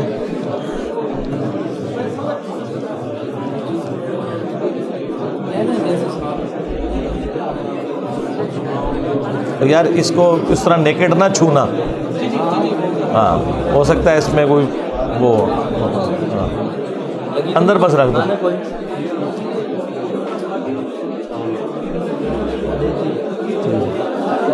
جیب میں کیوں رکھ رہے, کتنا بیوقوف آدمی ہے, اندر جا کے رکھو اسے. ہاں ہاں ٹھیک ہے, وہ ٹھیک ہے نا, جانے دینا, سنبھال ہی رہا ہے, سنبھال پھینک نہیں تھا. آپ لوگ آگے ہوں, پیچھے سے جو جو گیپ ہو رہا ہے وہ آپ لوگوں نے فل کرنا ہے, پیچھے والوں نے پیچھے ہی بیٹھنا ہے.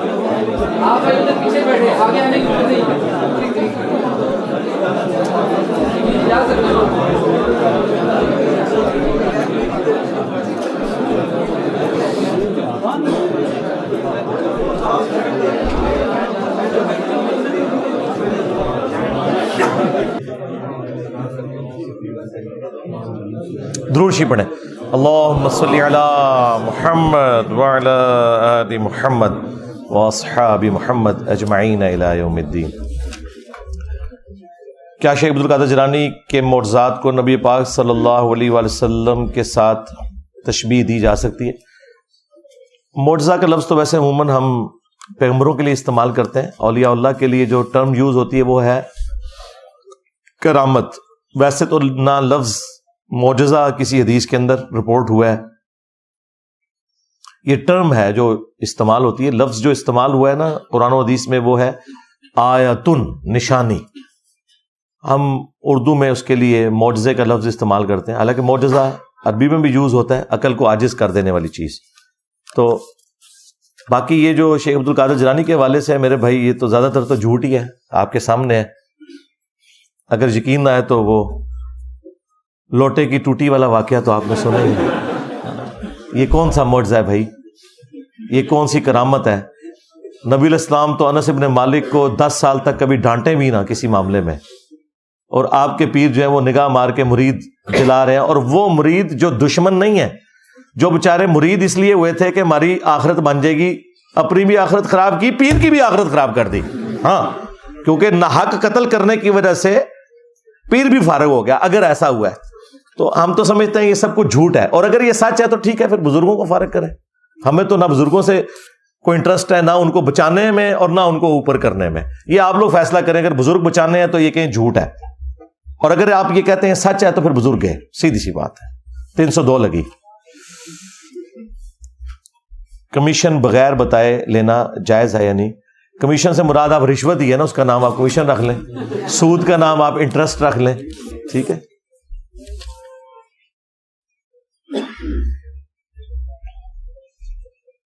جہاں بھی کاروبار میں غرر یا دھوکہ آ گیا نا, جہاں بیچنے والے اور خریدنے والے کے درمیان چیزیں کلیئر نہیں ہیں, تو ظاہر ہے وہ چیزیں آپ کو حرام میں مبتلا کریں گی.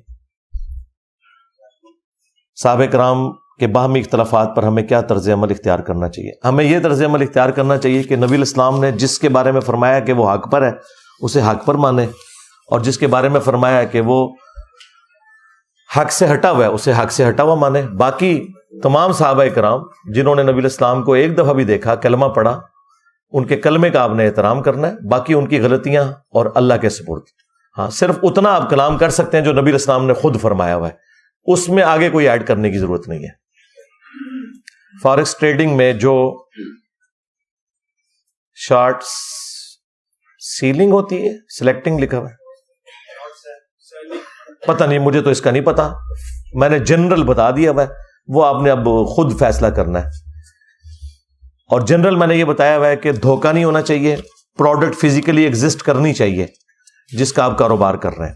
فیوچر ٹریڈنگ اگر وہی ہو رہی ہے بغیر کسی چیز کے, وہ ہے ہی نہیں ابھی, اگر ہوئی تو یہ ہوتا ہے, تو وہ تو ظاہر ہے کہ آپ بالکل فراڈ کر رہے ہیں, اور جوئے والا کوئی معاملہ نہیں ہونا چاہیے. فارکس ٹریڈنگ کے اوپر میری تفصیلی ویڈیو دیکھ لیں, اس میں نے رولز بتائے ہیں, ورنہ کاروبار تو بیسیوں کیا لاکھوں کاروبار ہیں, ان کے اوپر تو ہم ایک ایک کاروبار کو تو ڈسکس نہیں کرنا. اوورآل اسلام کے بیسک پرنسپل بتانے ہیں, حلال اور حرام کاروبار کے 4 بنیادی اصول, وہ آپ ویڈیو دیکھ لیں. غیر مسلم کو اپنے دین کی طرف دعوت کیسے دی جائے؟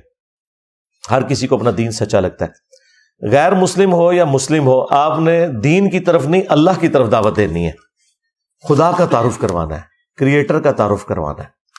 یہ ایک کامن ٹرم ہے اور یہ قرآن میں موجود ہے. یا اہل الکتاب تعالوا الی کلمۃ سواء بیننا وبینکم الا نعبد الا اللہ. آؤ اہل کتاب, ہم اس بات پہ اکٹھا ہو جائیں جو تم میں اور ہم میں کامن ہے, کہ ہم مت پوجیں کسی کو سوائے ایک اللہ کے. خدا کی ذات کے تعارف کے اوپر آپ لوگوں کو دعوت دیں. جب کوئی خدا کو سیریس لے گا, پھر خدا تک پہنچنے کا ذریعہ, اللہ تک پہنچنے کا ذریعہ دین ہے. آپ نے اللہ کی دعوت دینی ہے, کریٹر کی دعوت دینی ہے. اس کائنات کو کسی نے بنایا ہے اور اسی کا حکم چل رہا ہے. اس کے لیے آپ سائنٹیفک فیکٹس کے اوپر میری کئی ایک ویڈیوز ہیں, وہ آپ ایتھیسٹ کے سامنے رکھ سکتے ہیں, جیوز کے سامنے رکھ سکتے ہیں, کرسچنز کے سامنے رکھ سکتے ہیں, مسلمانوں کے سامنے رکھ سکتے ہیں. اگر مجبوراً جوائنٹ فیملی سسٹم میں رہنا پڑے تو ایسی صورت میں والدہ اور بیوی کے حقوق کیسے ادا کیے جائیں؟ امپاسبل ہے جی. صبر شکر کر کے وقت گزاریں. جس بالغ شخص نے جان بوجھ کر کسی وجہ سے شادی نہیں کی تو اس کا جنازہ حرام ہوتا ہے؟ ہاں, اگر وہ شادی نہیں کر رہا اس کا جنازہ تو حرام ہو گیا, اور جو نماز ہی نہیں پڑھتا اس کا حلال ہوتا ہے. آج تک یہ تو کسی نے پرچی نہیں لکھی. یہ ساری جذباتی باتیں. جنازہ تو پڑھیں گے آپ اس کا, کیوں نہیں پڑھیں گے؟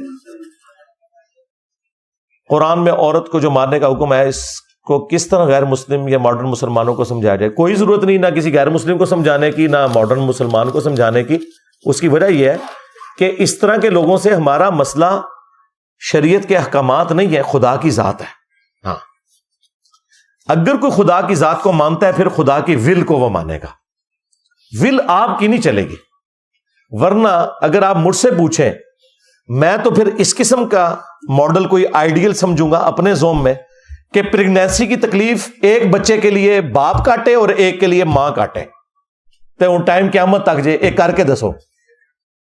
ہم اپنے معاملات میں خدا کی ول سے باہر نہیں نکل سکتے, اور یہ قرآن میں لکھا ہے لا یسأل عما یفعل وہم یسألون.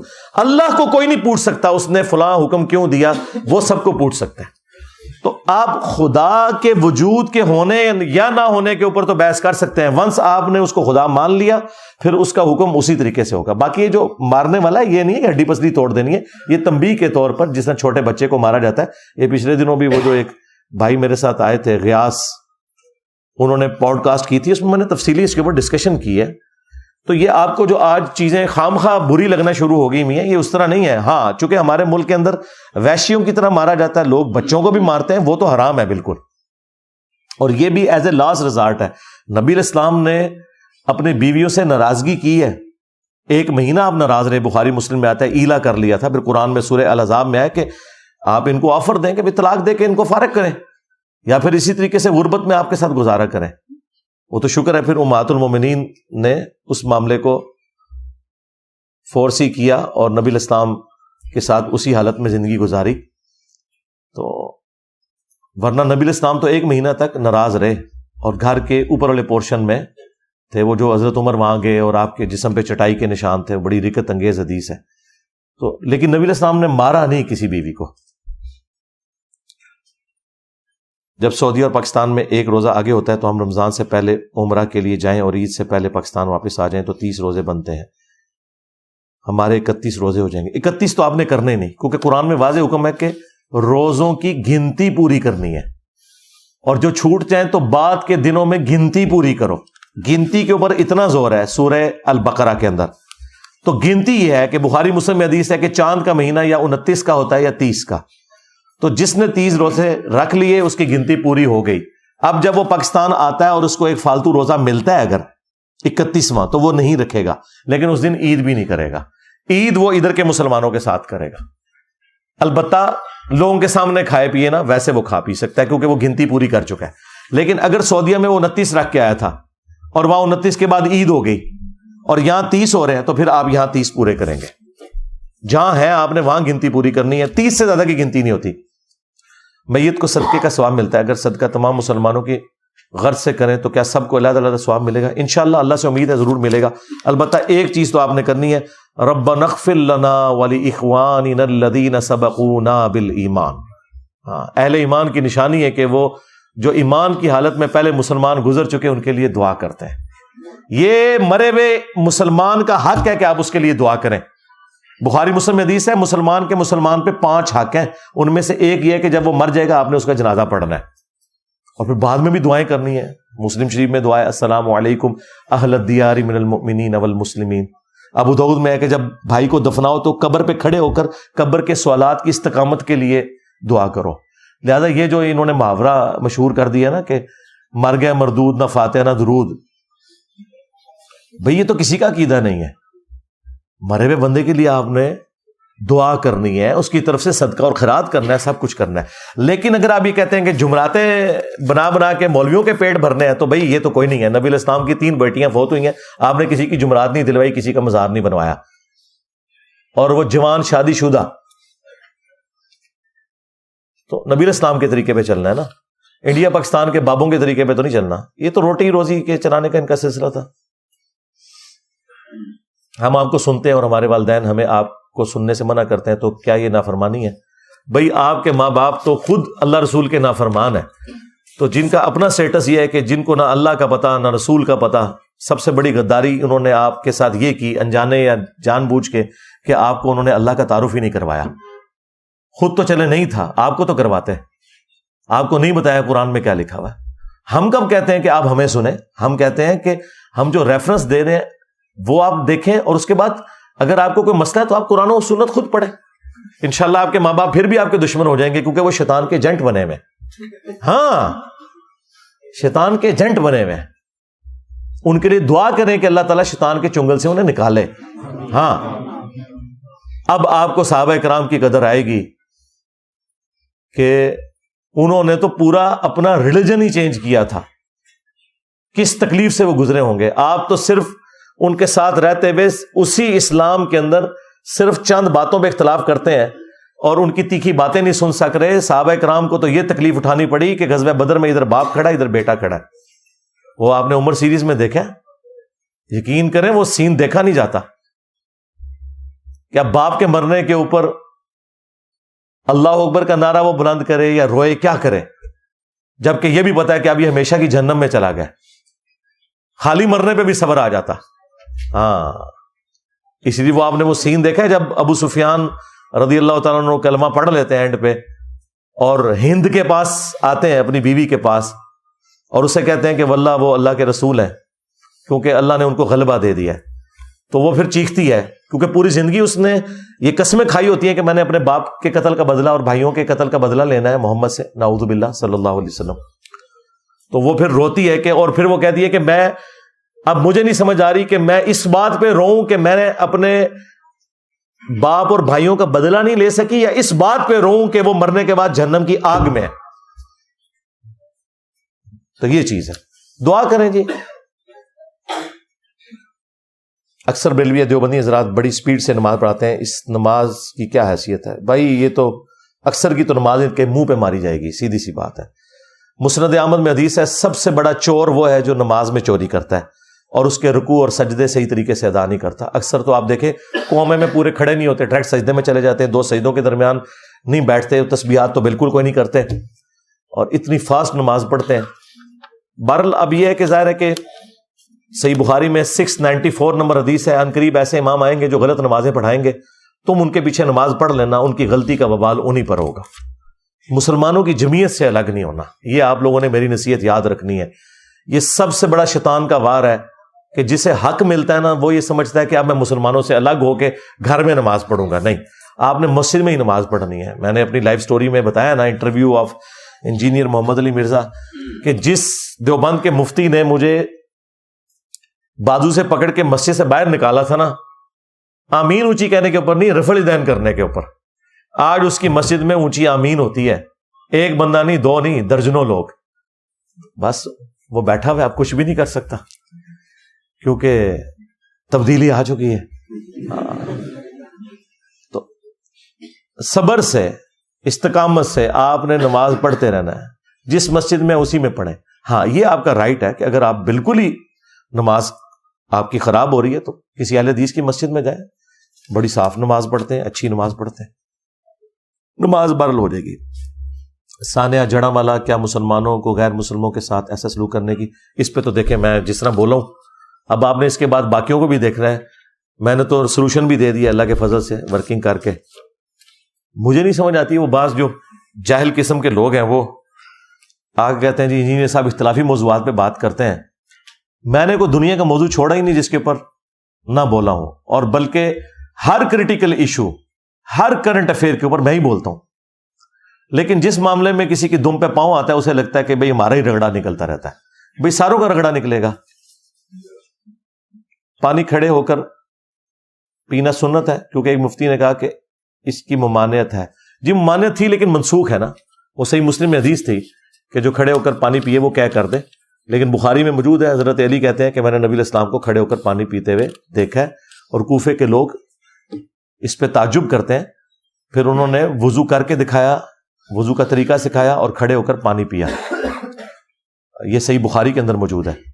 اور ابو داؤد میں، ترمذی میں موجود ہے. عبداللہ بن عمر، ابو ہریرہ کہتے ہیں ہم نبی علیہ السلام کے زمانے میں کھڑے ہو کر پانی پیتے بھی تھے اور کھاتے بھی تھے، نبی علیہ السلام نے ہمیں منع نہیں کیا.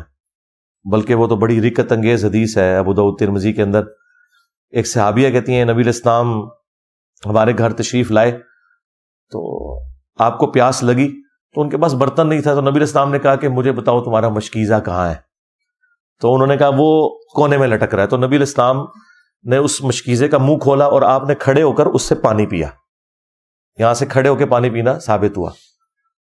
تو وہ صحابیہ کہتی ہیں جیسے ہی نبی علیہ السلام ہٹے تو میں نے اس مشکیزے کا منہ کاٹ کے برکت کے طور پہ اپنے پاس رکھ لیا کہ اس کے ساتھ منہ لگا کے نبی علیہ السلام نے پانی پیا تھا. وہ انہوں نے تبرکن اپنے پاس سنبھال کے رکھ لیا. ایک تو تبرک رکھنا بھی ثابت ہوا، دوسرا یہ بھی ثابت ہوا کہ نبی علیہ السلام نے کھڑے ہو کر پانی خود بھی پیا. اور یہ جو پبلک میں مشہور ہے نا کہ آپ نے زمزم لازمی کھڑے ہو کر پینا ہے، یہ کوئی ضروری نہیں ہے. زمزم بھی آپ بیٹھ کے پی سکتے ہیں. کھڑے ہو کر پینا بھی سنت ہے، بیٹھ کے پینا بھی سنت ہے. یار مکے میں تو ہے ہی زمزم تھا، تو اس کا مطلب ہے کہ مکے کے سارے لوگ کھڑے ہو کے پانی پیتے تھے. وہ تو نبی علیہ السلام نے طواف کعبہ میں کھڑے ہو کے پانی پیا تو ایک وہ سنت بن گئی. یہاں لوگ زمزم کے اندر اپنے کفن بھگوتے ہیں. بھائی مکے کے لوگ تو زمزم کے ساتھ استنجا بھی کرتے تھے، ان کے پاس تو پانی اور کوئی نہیں تھا. تو یہ ایک جو عجیب و غریب قسم کی نا وہ چیزیں جڑ جاتی ہیں نا، یہ بھی نہیں ہونی چاہیے. لوگ جو ایسے علاقے میں رہنے جہاں اسلام کی دعوت نہیں پہنچی، انہیں پتہ ہی نہیں، جیسے افریقہ کے جی یہ تو میں نے کافی دفعہ اس کے اوپر بولا ہے. ایسے لوگوں کے لیے ٹرم یوز ہوتی ہے اہل فطرت. اس کے لیے میں ایک تفصیلی ویڈیو ریکارڈ کروا چکا ہوں. کیا نان مسلم بھی جنت میں جائیں گے؟ جن لوگوں کو پیغمبروں کا تعارف نہیں ہوا ان کے لیے بس اجمالاً اتنا مان لینا کہ کائنات کسی نے بنائی ہے، بس یہ کافی ہے. نماز، روزہ، حج، زکات ان کے اوپر کوئی ضروری نہیں ہے، اور نہ ان کے اوپر کوئی گرفت ہوگی. تو ان کو اہل فطرت کہا جاتا ہے. تو اس کے لیے آپ تفصیلی ویڈیو دیکھیں. کیا نان مسلم بھی جنت میں جائیں گے؟ اس میں میں نے وہ ٹاپک بھی ڈسکس کیا ہے کہ بعض اوقات ایسے لوگ بھی ہو سکتے ہیں کہ جنہیں اسلام کا تعارف نیگیٹو ہوا ہے، ان کا معاملہ بھی ہم اللہ کے سپرد کرتے ہیں. مجھے بتائیں، مسلمان جو ہے وہ دوسرے مسلمان کے شر سے ڈر رہا ہے، ٹھیک ہے؟ اس طرح کا اسلام کا تعارف اگر غیر مسلم کا ہوگا تو اس نے اسلام میں سے کیا نکالنا ہے؟ یہ جتنے غیر مسلم مسلمان ہوئے ہیں نا، وہ قرآن کو پڑھ کے ہوئے ہیں. ادروائز مسلمانوں کے جو کرتوت ہے اس کی وجہ سے تو مسلمان اسلام چھوڑنے کے لیے تیار بیٹھے ہوئے ہیں اور کئی چھوڑ گئے ہیں. ٹھیک ہے،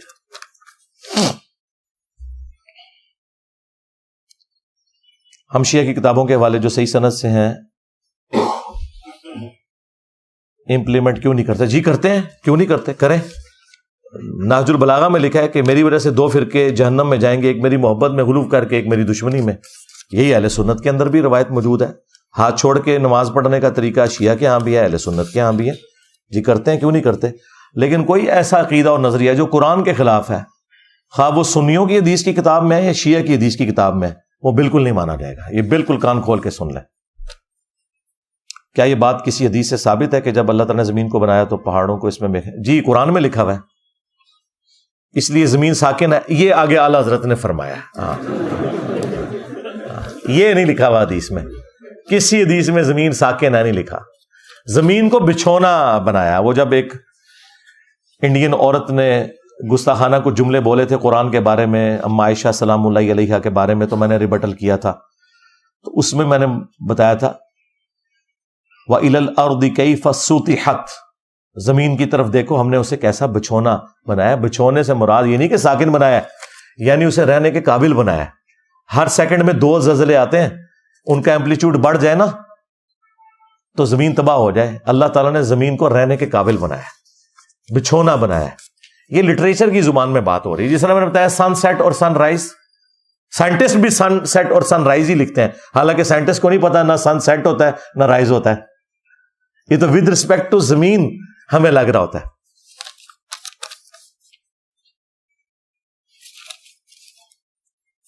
امامہ سر پر باندھنے کی فضیلت یا مقصد بیان کرتے ہیں. بھائی سنت ہے، دیٹس آل. باقی یہ جو 70 نمازوں کا ثواب، یہ باقی ساری چیزیں یہ گھڑی گئی ہیں. یہ سنت ہے. امامہ بھی سنت ہے، ٹوپی بھی سنت ہے، چادر رکھنا بھی سنت ہے، اور احرام باندھا ہو تو ننگے سر نماز پڑھنا بھی سنت ہے، عام حالت میں نہیں. لیکن اگر مرد پڑھ لے تو جائز ہے. ہاں ابو داؤد میں حدیث ہے اس عورت کی نماز نہیں ہوتی جو بالغہ ہو اور ننگے سر نماز پڑھے. اگر کوئی دعا میں کہے یا اللہ بحق محمد بحق علی، یہ وہ اس طرح کے کوئی ثابت نہیں ہے. جو چیز ثابت ہے وہ جامع ترمذی میں ہے کہ جو اللہ کی حمد اور دروشی پڑھ کے دعا کرے گا اللہ تعالیٰ اسے محروم نہیں لوٹائے گا. بس اتنا. کولڈ ڈرنکس میں یہ کیا لکھا ہوا ہے آگے؟ کیفین کی مقدار بھی شامل ہے.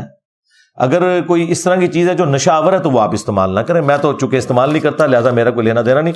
باقی آپ دھروو راٹھی حافظہ اللہ تعالیٰ کا وہ پروگرام دیکھیں جس میں انہوں نے کولڈ ڈرنکس کا پردہ چاک کیا ہے. یہ کتنا بڑا زہر ہے جو آپ کو دیا جا رہا ہے. جی ہم تو نہیں پیتے جی، اللہ کا شکر ہے. یہاں بھی ہم دیتے ہیں دودھ پتی آپ کو دیتے ہیں.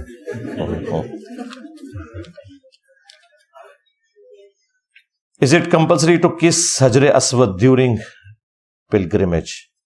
سنت ہے، لیکن نبی اسلام نے امت کے لیے آسانی کی. بخاری مسلم میں آپ کو پتا تھا کہ بعد میں جب رش ہوگا تو لوگ نہیں کر سکیں گے، تو آپ نے پھر استلام کیا دور سے، لاٹھی کے اشارے سے بھی یوں کیا، ہاتھ سے یوں کر کے اشارہ اور یوں چومنا. That's all enough. اور اگر لاٹھی سے کریں گے تو خالی اشارہ کر لینا بھی کافی ہے، چومنا کوئی ضروری نہیں ہے. آپ نے فرقوں کی دکانیں بند، ڈیمیج ہیز بین ڈن، آپ نے کام تقریباً مکمل کر دیا. بھئی ابھی تو بہت کام پڑا ہے. برائے کرم اللہ نے جو آپ کو ذہن و علم دیا ہے، انرجی استعمال کریں اور آگے کیا کریے. غیر مسلموں کو آگے دعوت، غیر مسلموں کو میرے علاوہ کون دعوت دے رہا ہے؟ یہ ڈاکٹر ذاکر نائک ہے. باقی تو صرف غیر مسلموں کے رونے رو رہے ہیں. میرے سے زیادہ کسی کی ویڈیوز دکھائیں. تو آپ نے اگر نہیں دیکھی ہیں تو ہدایہ وکٹری چینل پہ جائیں, ہدایہ پورٹل پہ جائیں. غیر مسلموں کے بارے میں بھی میری ویڈیوز الحمدللہ, ایتھیسٹ کے 10 کوسچنز. یہ جو لوگ مجھے مشورے دے رہے ہیں نا مفتی حضرات, یہ اصل میں کہہ رہے ہیں ساڈی جان چھڈو, انجینئر صاحب نے اس پاسے لاؤ. انہوں نے کہا انجینئر صاحب اتنی انرجی ہے کہ تہاڈی بھی نہیں جان چھڈنی, انہوں نے بھی نہیں چھڈنی. مجھے بتائیں دھروو راٹھی نے جب ویڈیو بنائی ہے, کدھر مر گئے مفتی بریلوی دیوبندی اہل حدیث؟ آپ کے اسلام کی جڑیں اس نے ہلا کے رکھ دی, بدنیتی سے نہیں, جو اس کو انفارمیشن ملی.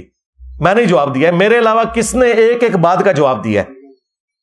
یہ صرف میرے خلاف کلپ بنانے کے لیے شعر ہے. اور پھر کہتے ہیں انجینئر صاحب کو کہتے ہیں غیر مسلموں پہ کام کرے. تم تو کاری کو نہیں رہے کام, نہ مسلمانوں پہ نہ غیر مسلموں پہ. انجینئر صاحب زیادہ کوئی کام کاری نہیں نا اللہ کے فضل سے. یوسف نے کہا کہ یہ عورت ہی مجھے پھسلا رہی تھی, اور عورت کے قبیلے کے ہی ایک شخص نے گواہی دی, اس کا کرتا پھٹا. اس آیت میں 4 ماہ کے نومولود 7 بچے کی گواہی کا ذکر نہیں. یہ اسرائیلی روایتوں میں, قرآن میں واقع نہیں آیا. قرآن میں اتنا ہے کہ گواہی دی, بڑی عمر کا تھا چھوٹی عمر کا تھا, اس سے کوئی غرض نہیں.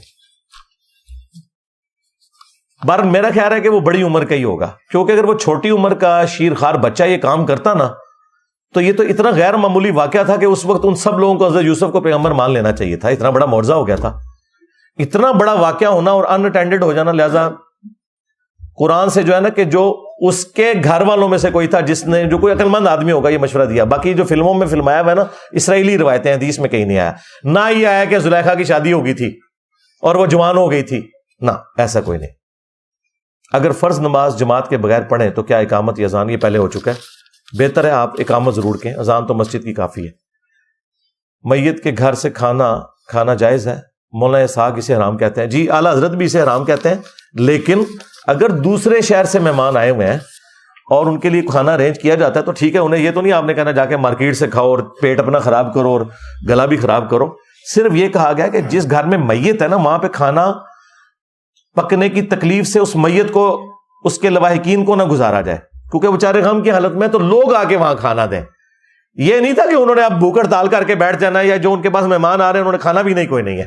لہٰذا آج کل ویسے یہ آسان ہو گیا ہے, چپ کر کے فون کرتے ہیں, دیکھ کا آرڈر کرتے ہیں, دیکھ بنی بنائی گھر آ جاتی ہے, جتنے لوگ ہوتے ہیں مہمان ان کو کھلا لیتے ہیں. بالکل ٹھیک ہے, اس میں کوئی مسئلہ نہیں. کیا صحیح بخاری کے 2 حصے ہیں, وضاحت فرما دیں. ایک علماء کے لیے اور ایک عام آدمی کے لیے. یہ میرا خیال تنزیہ سوال انہوں نے کیا. نہیں جی, بخاری ایک ہی ہے ساروں کے لیے.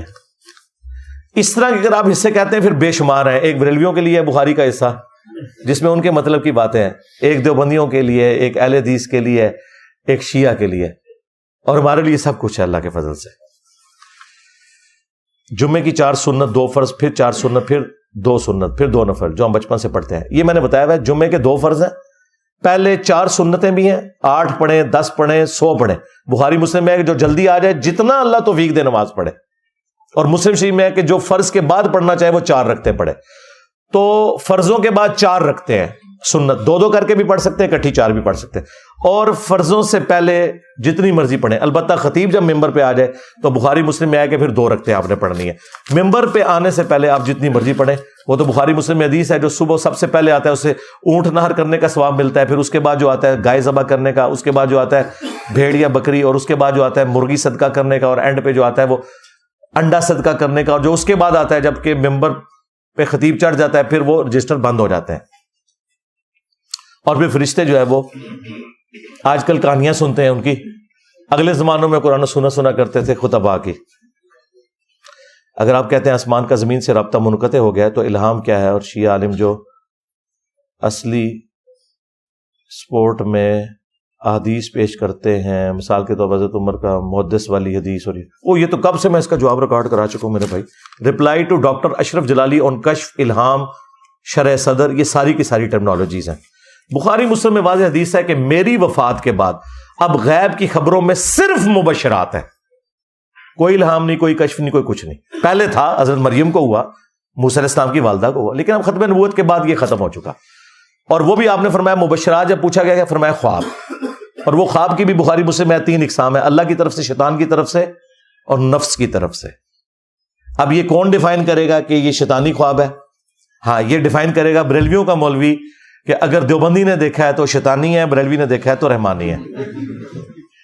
یا پھر بریلویوں کا مولوی کرے گا یا پھر اہل حدیث کا مولوی کرے گا اپنے مخالفین کے بارے میں.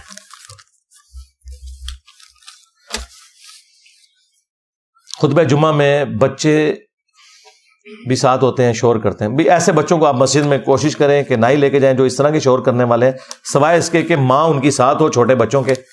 تو وہ تو نبی اسلام کے زمانے میں بھی کرتے تھے. بخاری میں حدیث ہے کہ میں بعض اوقات کسی بچے کے رونے کی آواز سنتا ہوں تو میں نماز مختصر کر دیتا ہوں کہ اس کی ماں کو تکلیف ہو رہی ہوگی. بچوں کو مسجد میں ضرور لے کے جائیں، باقی پلیتی کا دھیان اور باقی ساری چیزیں رکھتے ہوئے، لیکن ساتھ پھر ان کی ماں ہو اور اس طریقے سے سارے معاملات چلیں. درمیان سے کنگھی کرنا یا سائڈ سے کرنا گناہ تو نہیں، گناہ ثواب والا کوئی معاملہ نہیں. سنت یہ ہے کہ نبی الاسلام سر کے درمیان میں مانگ نکالتے تھے، اور سیدہ عائشہ کہتی ہیں میں جب کنگھی کرتی تھی اور دائیں اور بائیں آپ کی وہ چٹیا چھوڑ دیتی تھی اور پھر گوند بھی لگاتی تھی. جو میں نے کہا تھا کہ جل لگانا بھی سنت ہے. آپ علیہ السلام کے بال بہت گھنے تھے تو ان کو پھر گوند لگا کے اس زمانے میں اس کو باندھا جاتا تھا تاکہ وہ سر کے ساتھ چپکے رہیں. ہیئر بینڈ بھی آپ یوز کر سکتے ہیں، کوئی بھی ایسی چیز. بل مانگ سینٹر میں نکالنا سنت ہے. اگر کوئی دائیں میں نکال لیتا ہے تو شرعی گرفت اس کے اوپر کوئی نہیں ہے. لے جی آپ کا پورا تھدا میں نے الحمدللہ ختم کر دیا ہے. کوئی ایک پرچی بھی ایسی نہیں جو میرے ٹیبل پہ آنے سے پہلے میرے پاس بھیجی گئی اور میں نے اسے پڑھ کے اس کا جواب نہ دیا ہو. اللہم انی اسألک بانک انت اللہ لا الہ الا انت الاحد الصمد الذی لم یلد ولم یولد ولم یکن لہ کفوا احد وإلہکم الہ واحد لا الہ الا هو الرحمن الرحیم الف لام میم اللہ لا الہ الا هو الحی القیوم اللہم صلی علی محمد وعلی آل محمد اللہم ربنا آتنا فی الدنیا حسنہ وفی الآخرۃ حسنۃ وقنا عذاب النار ربنا هب لنا من ازواجنا وذریاتنا قرۃ اعین وجعلنا للمتقین اماما رب ارحمہما کما ربیانی صغیرا اللہم اغفر لحینا ومیتنا وشاہدنا وغائبنا وصغیرنا وکبیرنا وذکرنا وانثانا اللہم من احییتہ منا فاحیہ علی الاسلام ومن توفیتہ منا فتوفہ علی الایمان. اے اللہ جن ان بھلائیوں کا سوال تیرے محبوب صلی اللہ علیہ وآلہ وسلم نے تجھ سے کیا، ہمارے حق میں، ہمارے ماں باپ کے حق میں، ہمارے بیوی بچوں کے حق میں، پوری امت کے حق میں قبول و منظور فرما. بالخصوص انڈیا، کشمیر، چائنا، فلسطین، یمن، عراق، شام، افغانستان اور پاکستان میں بھی جہاں کہیں مسلمان تکلیف میں غیب سے ان کی عزت آبرو کی حفاظت فرما. حاضرین کی تمام نیک دلی جائز دعائیں قبول فرما. حاضرین کے جو چھوٹے بڑے رشتہ دار فوت ہو چکے ان کی مغفرت فرما. جو بیمار ہیں انہیں شفاء کلی عطا فرما. یہ تمام دعائیں تمام مسلمانوں کے حق میں قبول منظور فرما.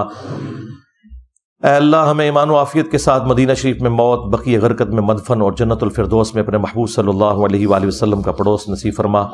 سبحان ربک رب العزت عما یصفون وسلام علی المرسلین والحمد للہ رب العالمین وصلی اللہ علی النبی الکریم وعلی آلہ واصحابہ اجمعین الی یوم الدین. آمین.